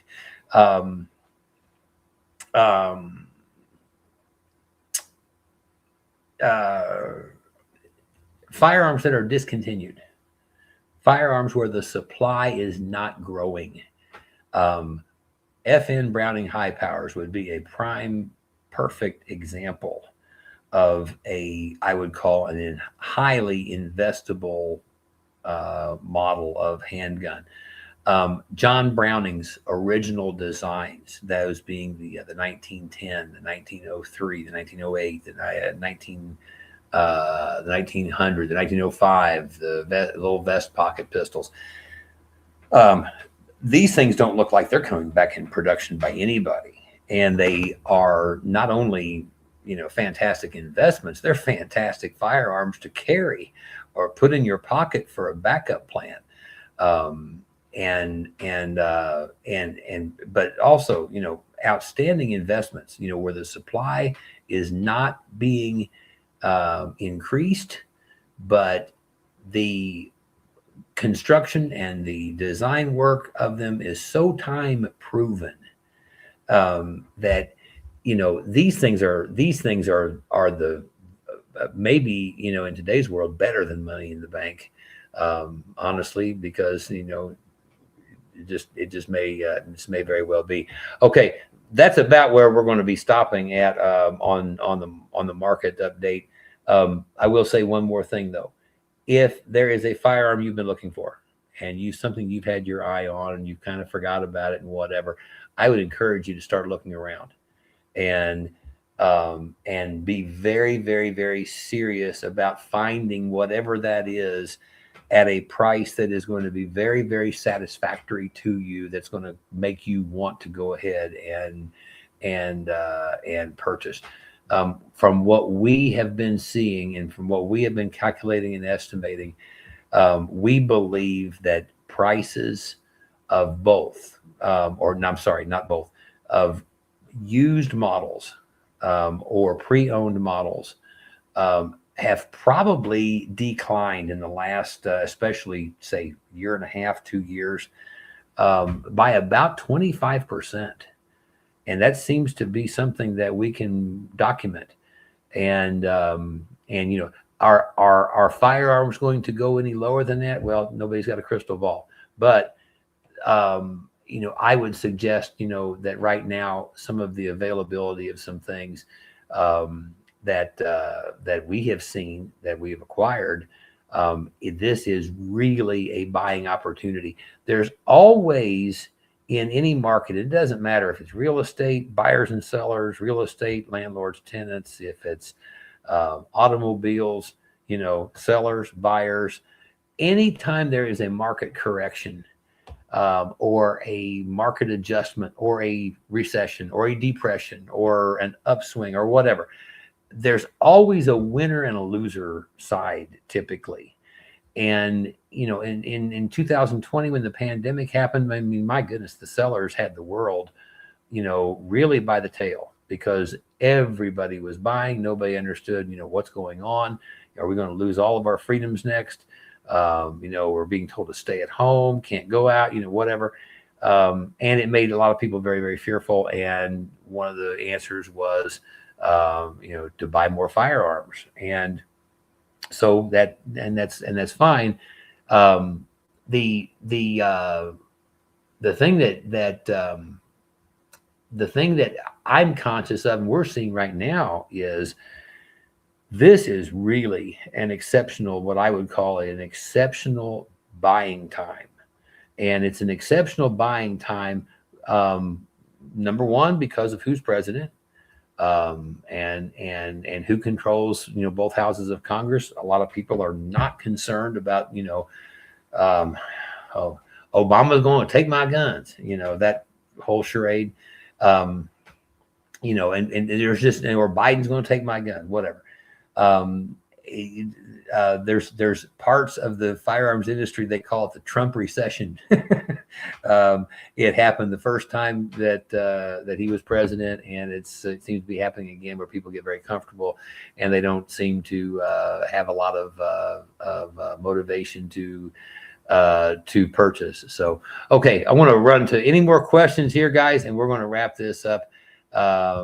That is a picture on a canvas of an Arcus 94C behind me. YouTube and AI, that is not a real gun, okay? That was a picture that was taken with a sketch of BH Spring Solutions. That was within about the first year that Slav and I were playing around with what BH Spring Solutions was going to be. And yes, that is an Arcus 94, the compact model in that picture. Okay, one more. I don't mean to get political about it, but to be honest, it's ATF, NFA, and anti-gunners against law-abiding citizens taking gun rights from us. All infringements, overreach. Sorry, guys.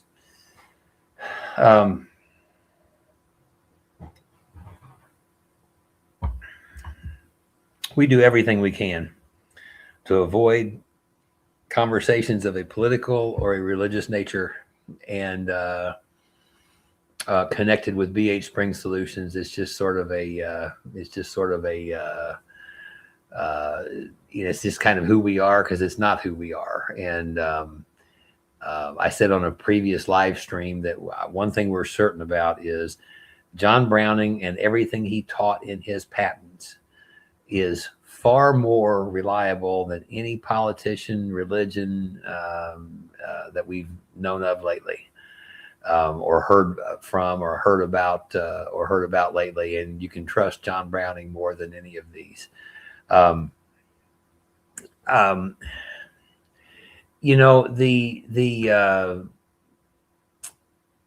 it's an interesting thing, because the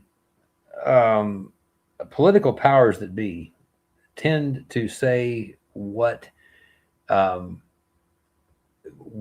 what's going to get them one of two things: a vote or a contribution. So a vote or money. And the political football of firearms has just been insidiously abused by both of the uniparty, the Republicans and the Democrats. They have loved this subject all the way to their own bank accounts and all the way to their own base of power. And it's always the same, guys. I mean, look, I was like 6. I still remember this. Watching the news. I mean, at 6 years old, you're old enough to watch the news and pick up on some stuff and understand some stuff. And I'm sitting in the living room. My father's sitting in a recliner with a newspaper, kind of listening to the news on the TV, and I was watching the news on the TV. And my father has the newspaper up and he's reading it, and sort of paying attention to the news and reading the paper and so forth. And I'm like 6.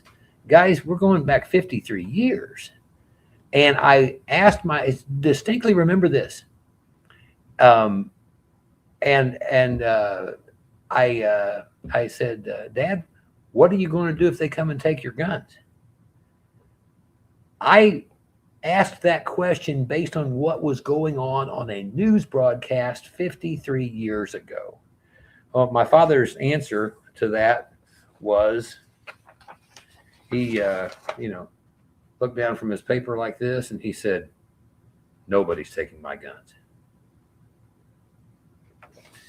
That was the only thing that was ever said about that subject in my lifetime with respect to my father, was that. And the way that he said it, I understood that I had, touched a raw nerve or something a little bit. But he was completely resolute that that's not going to happen. When it comes to this whole political thing, I mean, I think you have to just, one, keep in mind that when you have got what I consider to be a uniparty, and it's flip it, it's one coin, flip it this way, it's red, flip it this way, it's blue.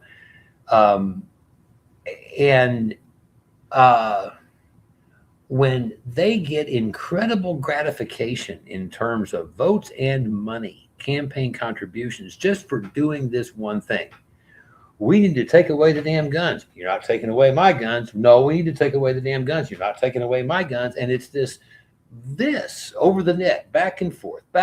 And it's been going on, I know, for well more than half a century. And when they're being gratified for that, that is a very, very, very insidious, difficult thing that we're looking at. And they're using one of our constitutional rights like a political volleyball. This doesn't speak well of the political parties who use it for their own devices, for their own agendas, and at the same time leaves a lot of people questioning, are they really making decisions in the best interest of the citizens of the United States when it comes to firearms, when it comes to the Second Amendment, when it comes to the entire Constitution, when it comes to the entire Bill of Rights? A lot of it starts to become very, very, very fuzzy. And I'm with you on this one. Okay, I'm with you on this one, because this is not new. I have, some personal beliefs about this. Um, we should not, as people, be allowing 500,000 to 600,000 firearms to be stolen, lost, or become unaccounted for every year in our country.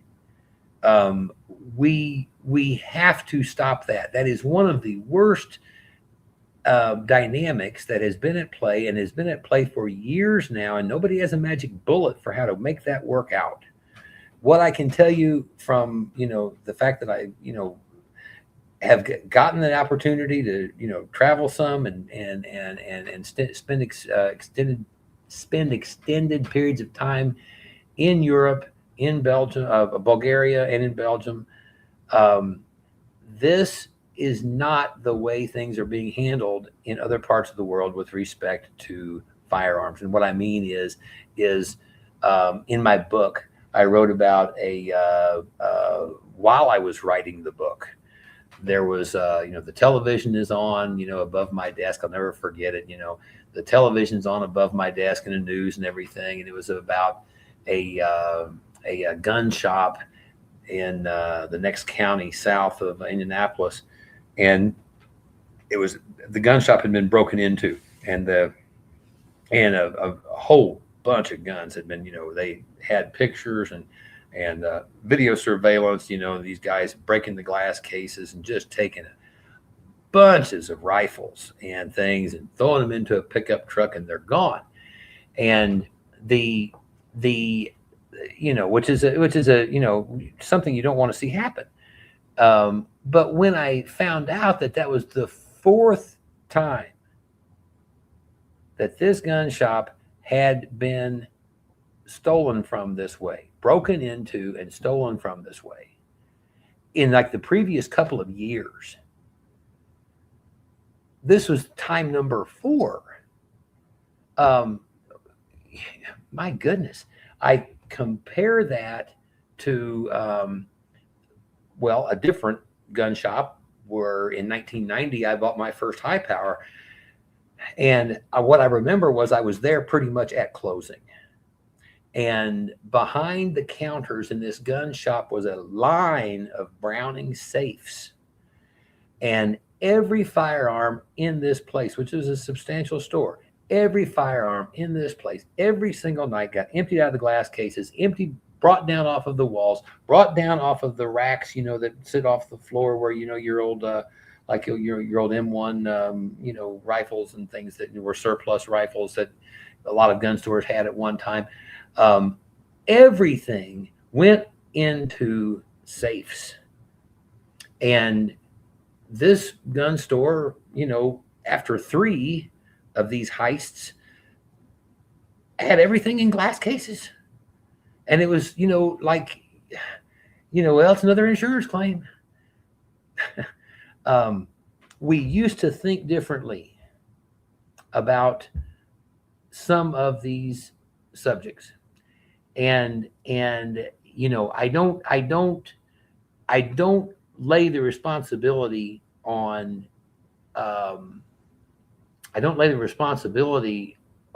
the victims.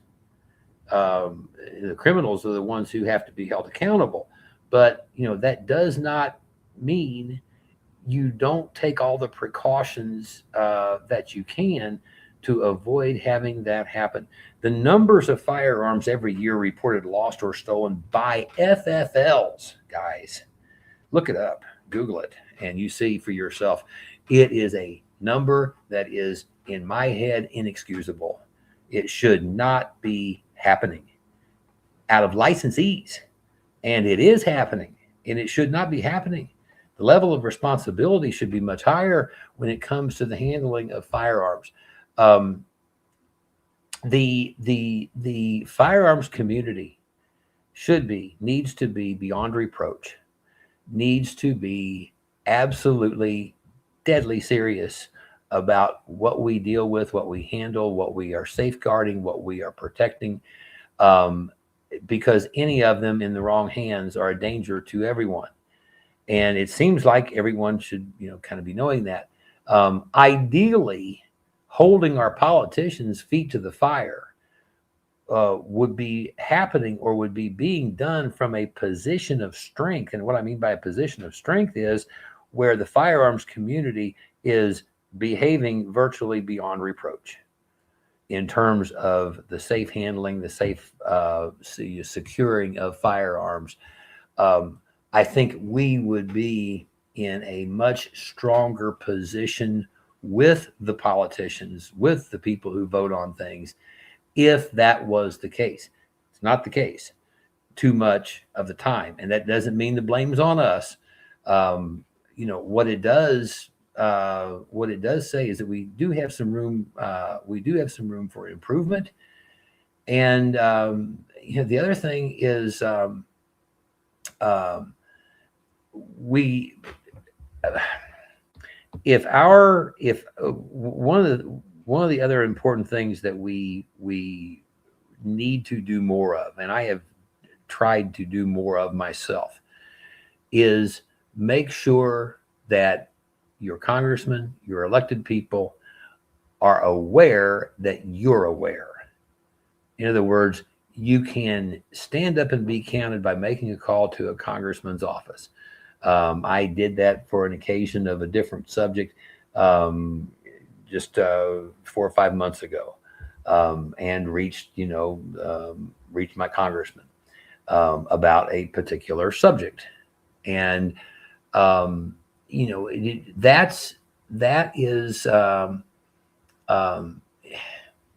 they have, I believe, the most respect for the people who are paying the most attention and the people that they think are voting. And so communicating with them, whether that's by email, I like telephone calls myself. It's harder to get rid of a telephone call than it is to delete an email. Or however you decide to do it. These people need to know that they're being watched. They need to know that we're aware, so that they can be aware that we're aware of what they're doing. And especially if they are not making good on campaign promises or campaign positions. I like to think of one of the things I really don't like is I don't like our industry being used as a wedge issue for political gain, for political purposes. It's distasteful, in my opinion, because we're talking about rights of United States citizens, not a political volleyball, and it deserves more respect than that. I could extend the political discussion farther in directions. Inevitably, you can start running down any sort of political trail or whatever. You're always going to piss off somebody somewhere. And again, politics is just not who we are, what we are. Needless to say, we are avid, staunch, solid believers in the Second Amendment, the entire amendment as written, word for word, and all of the other amendments of the Bill of Rights and the Constitution in its entirety. One of the most productive things that can be done by all of us is, when is the last time you read the United States Constitution and the Bill of Rights? It's very, very, very educational, eye-opening. I only had to do that once in high school, and I think once in junior high school. I think we had to do it too. I don't even know if it's even required anymore. It should be, in my opinion, a requirement, a prerequisite for graduation from high school in the United States, to at least read it and have a working fundamental knowledge of what the true law of the land is and what it says. Otherwise, there can't be any accountability. There can't be any accountability for it.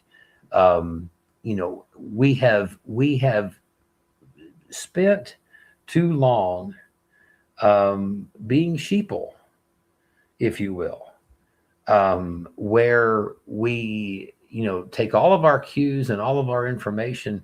My God, I mean, you talk about something not trustworthy today, it would be mainstream media and all of it, frankly, that is owned by government entities or foreign government entities, or are clearly, an accomplice for the guys over here. We got to take all the guns. No, you're not taking my damn guns. No, we got to take the gun. That one, there's a media outlet over here, megaphoning this one. And there's a media outlet over here megaphoning this one.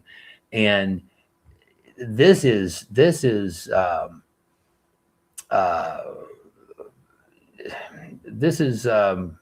propaganda for the most part, and legacy media and mainstream media has become about the least trustworthy. It's just like a megaphone for a good brainwashing. When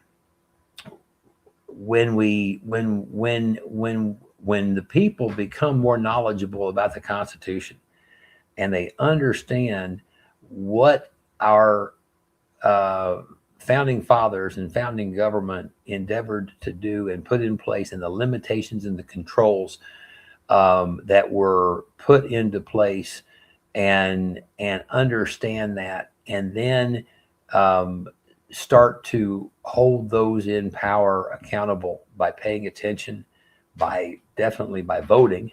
That is, I would say, is one of the very strongest things we can do about the whole gun rights issue. I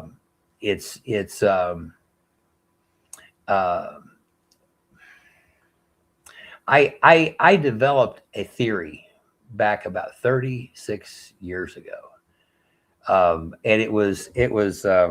and I don't know what made me think this way at the time, but what hit me at the time, okay, at this time I'm like 23, and I grew up in the inner city, and I grew up around literal street gangs, and I knew all of their names and their terminology. I was never in any of them. I was not on the right side of the tracks to actually be a part of that, but it was everywhere and it was around me.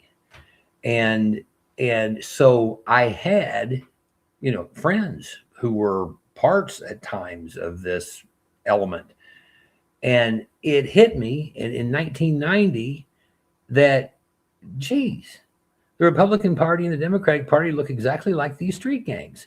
They've got all the same traits. They've got all the same sort of hierarchy. They got the, and, again, at the time I'm only 23, but I grew up in an area, guys, this was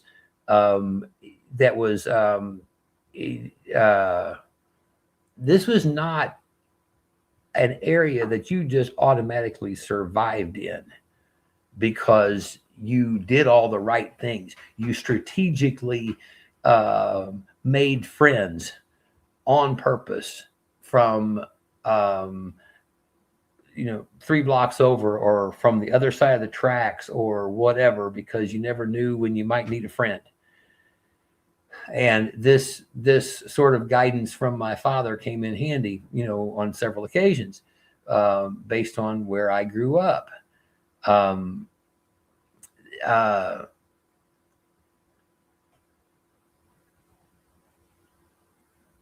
So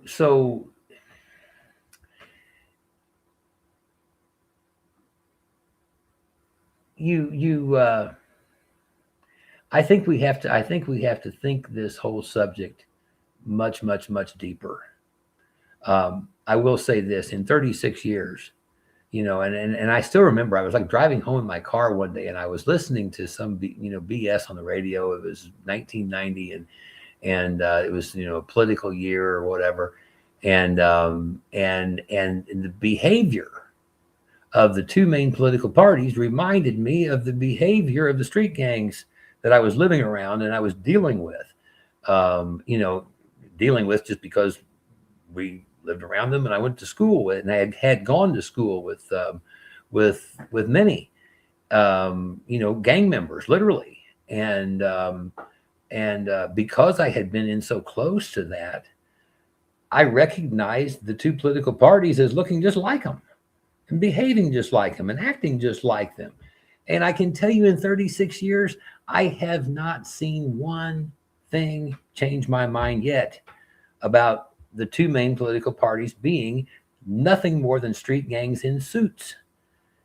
It seems to me they have all the characteristics. Well, the ironic thing about this is I never really even like blabberjabbed about that for, I just didn't. I mean, I thought it was like the craziest thing, right? To like connect some dots that way or something.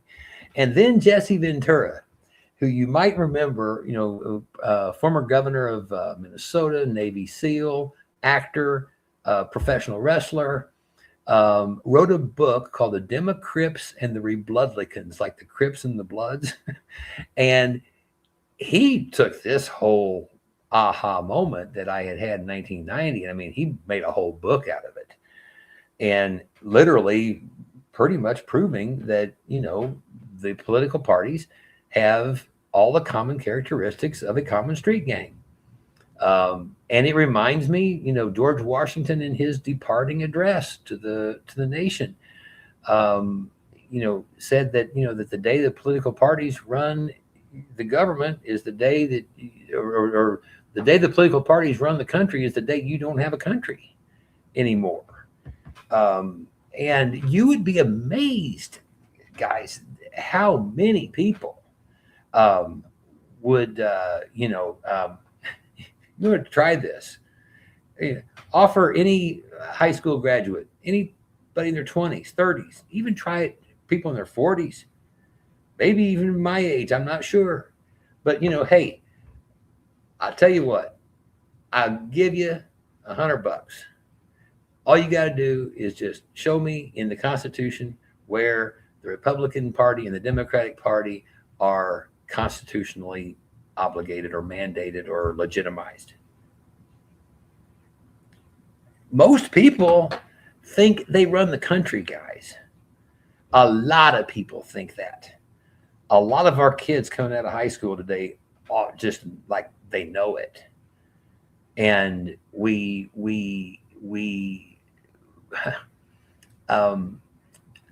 think there are times when you grow up with gangs, there are times you have to stand up to the gangs. It's sort of inevitable. You learn how to do that in a rational, meaningful, strategic way. But I think that's where we're at, where all of our constitutional rights are concerned. Is we have got to get off of this this uniparty, this gang affiliation called the Republicans and the Democrats. And I would point to what happened in Bulgaria back in November, and then I happened to be in Bulgaria at the time that this happened in April, when they elected a new prime minister. Their government over in Bulgaria had been sort of a mess for the last many years. And they proposed, sort of in the fourth quarter, I think, of last year, maybe it was in the third quarter of last year, a new budget that was going to really, really be burdensome to businesses and to people and to, frankly, everybody. And the people went to the street. In Bulgaria, the president is almost a figurehead. The president does sign things that their parliament passes, but other than that, I mean, he's not the executive branch with the power. It's the prime minister. And the president, the guy that had held the presidency for about, I think, 8 or 9 years at this point, he resigned his position and he went to the street with the people. And ultimately, the whole government resigned.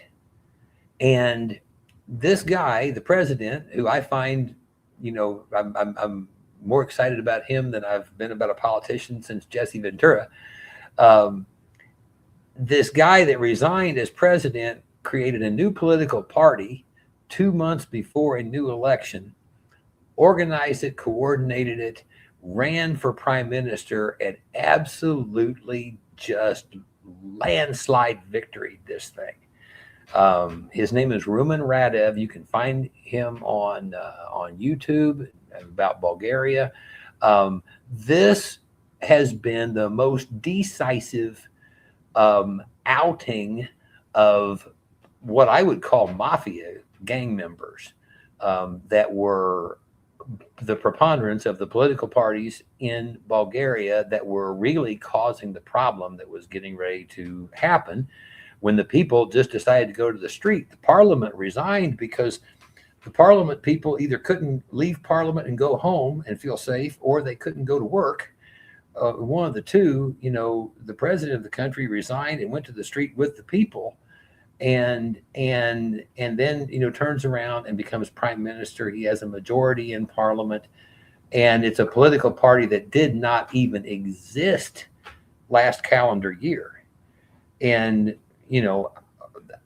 I'm sharing with you that example as an example of how things can and do sometimes work out, where it's a political situation that is become nonsense. And in my opinion, in the United States, a lot of our political situations here in the United States have become nonsense. And it needs to become so much more by the people, for the people, and with America first and Americans first. And the number one job of every person in government, every person, elected, non-elected, otherwise, is to protect the constitutional rights of the citizens. If that's not the number one job, then what is it? That's got to be the number one priority and the number one focus of these people. We're paying for this. We as United States citizens who are paying for this deserve that. It is appropriate that their number one job is not another foreign policy adventure or how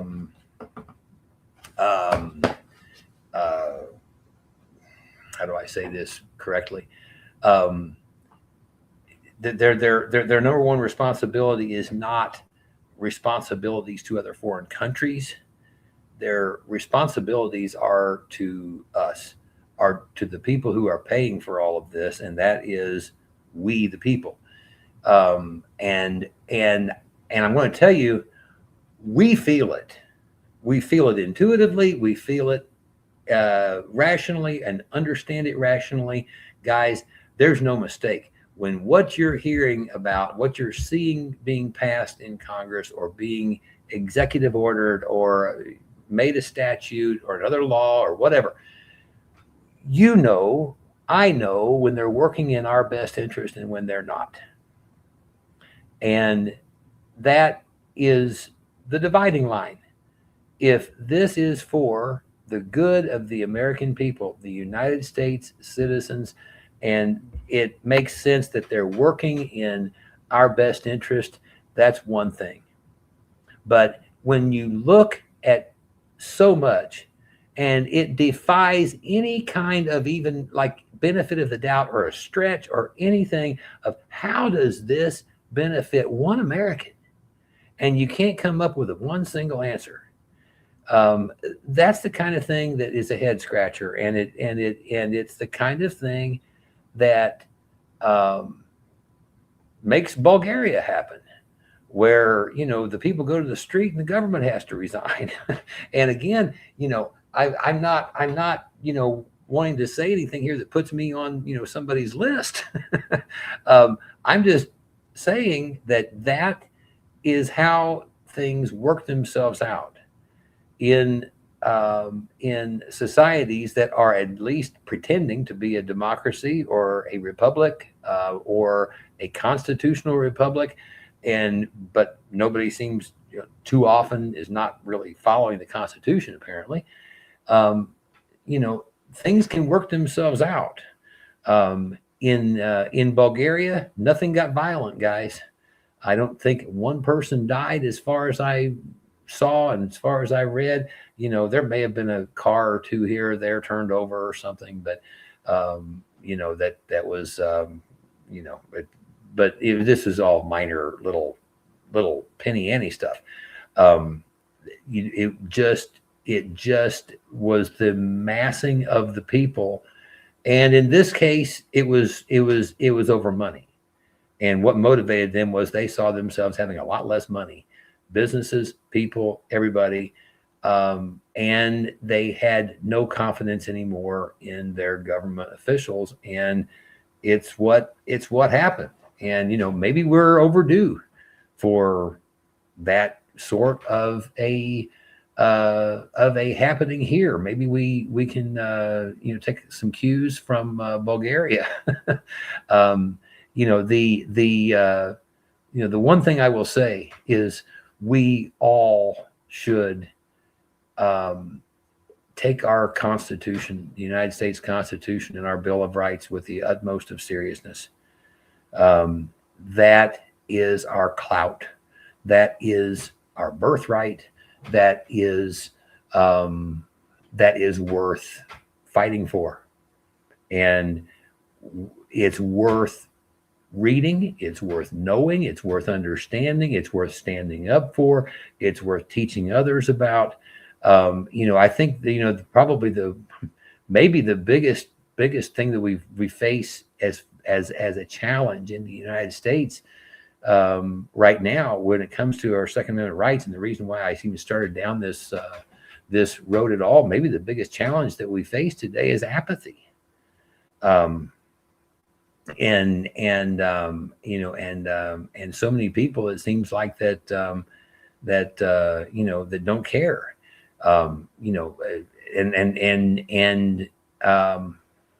Until there's a financial consequence that people have to start paying attached to something. It's the case a lot. There's a lot of static. There's a lot of noise. There's a lot of competition for people's attention and time, and and everything from television to radio to social media, computer, internet, and so forth. The competition for attention is just so diverse that it seems like until it really digs into the people's wallets hard, it's difficult, I think, and it's becoming more difficult. And I wonder if this is not almost by design. It's becoming much, much more difficult for people to get on the same page together, unified, with any sort of unity that is substantial enough to do any good. Again, except like in Bulgaria, this one was so corrupt, and they were endeavoring to raise taxes by such amounts and for things that were so illegitimate and objectionable to the people that the people just could not look the other way. And they didn't, this was such bad acting on the part of the government and part of parliament in Bulgaria that they just, pooped in their own nest. The government, the politicians, the parliamentarians, and so forth, and they just blew it because they just tried to go too far with their power, but it happened because it was going to cost people so much in the way of money. When our rights are compromised in a hidden way where there's no obvious price tag to it, it's much more devious on their part, I think. If I had any more time tonight, guys, I would share with you the reality of the cost of healthcare. in most of the rest of the world as compared to what we're being fleeced for here in the United States, and it's an absolute travesty, in my opinion. At one time, I understand the justification for it at one time, but it's the best healthcare in the whole wide world, and I'm here to tell you right now, no, it's not. We're not getting what we're paying for, but we're paying in most cases compared to many, many other places around the world that are rendering very, very competent healthcare. We're paying. How do I say this? They're paying 90% off compared to what comparable services, health and dental, cost here. They're being rendered for 5 to 10% of what it is costing here, that we are all paying for, whether it's your insurance, whether it's whatever, you're paying for it in insurance premiums, you're paying for it in taxes, you're paying for it one way or another. This is a subject that does, hit everybody in the wallet if you happen to use healthcare at all. And it's not caused, the great uproar that, we would think that it would. The one thing I would say and suggest is, the more involved you are, I can tell you as a co-founder and business owner of BH Spring Solutions, we take input and communication very, very, very seriously.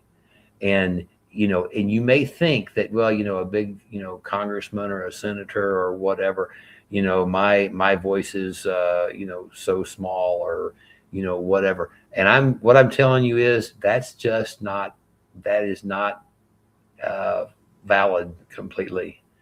At this point, BH veterans number in the tens of thousands, and thank goodness. And thank all of you, that we can say that. But we take communication from one very, very seriously. And, your elected officials, they may seem like they are unreachable. They may seem like they are, they don't take their constituents seriously. But that's what the one thing I would say is, communicate with them. Be a noise. Make some noise. Make sure that they are aware that you're aware.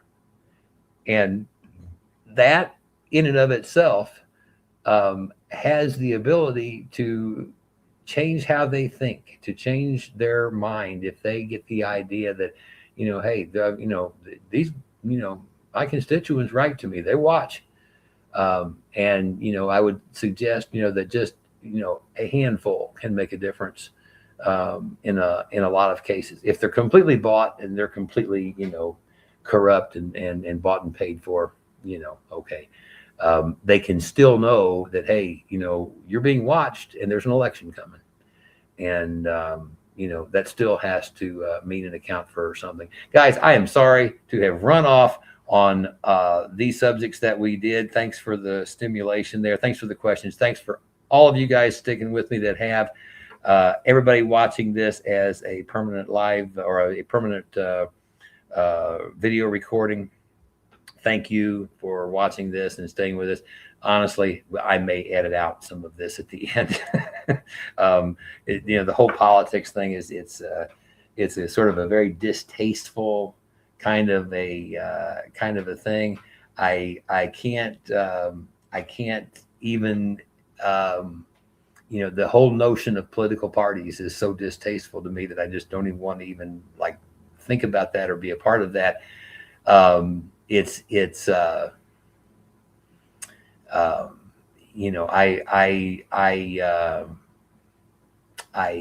value the same thing I think that a lot of people value, and that is representation that is understanding who's paying their paycheck, who's paying for all of this, and they act like it.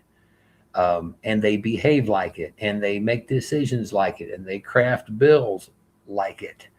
And they remain true to their position of being a representative of the people. Um, and that has nothing to do with party. And I would even suggest that some of the best examples of quote politicians who have been some of the better examples of working actually in the interest of the people have been some of the least popular in their party, if they had a party affiliation. And I know it's kind of crazy to think about, you actually could get elected these days without being affiliated with a party. There's a few, and maybe one day there's going to be a few more, and we'll have to see. Folks, thanks for sticking with us. Thanks for watching this. Very much enjoyed it very much. Thank you for the questions. Thanks everybody, most of all, who is a BH veteran. That is people who have done business with us, a subscriber to our YouTube channel, a subscriber to our email newsletter. If you are any of those, you are a BH veteran. We appreciate you. We thank you. You're the whole reason why we exist, and you are the class of the firearms world. Folks, thanks very much. Have a good evening. And again, thanks for being with us. Bye-bye now.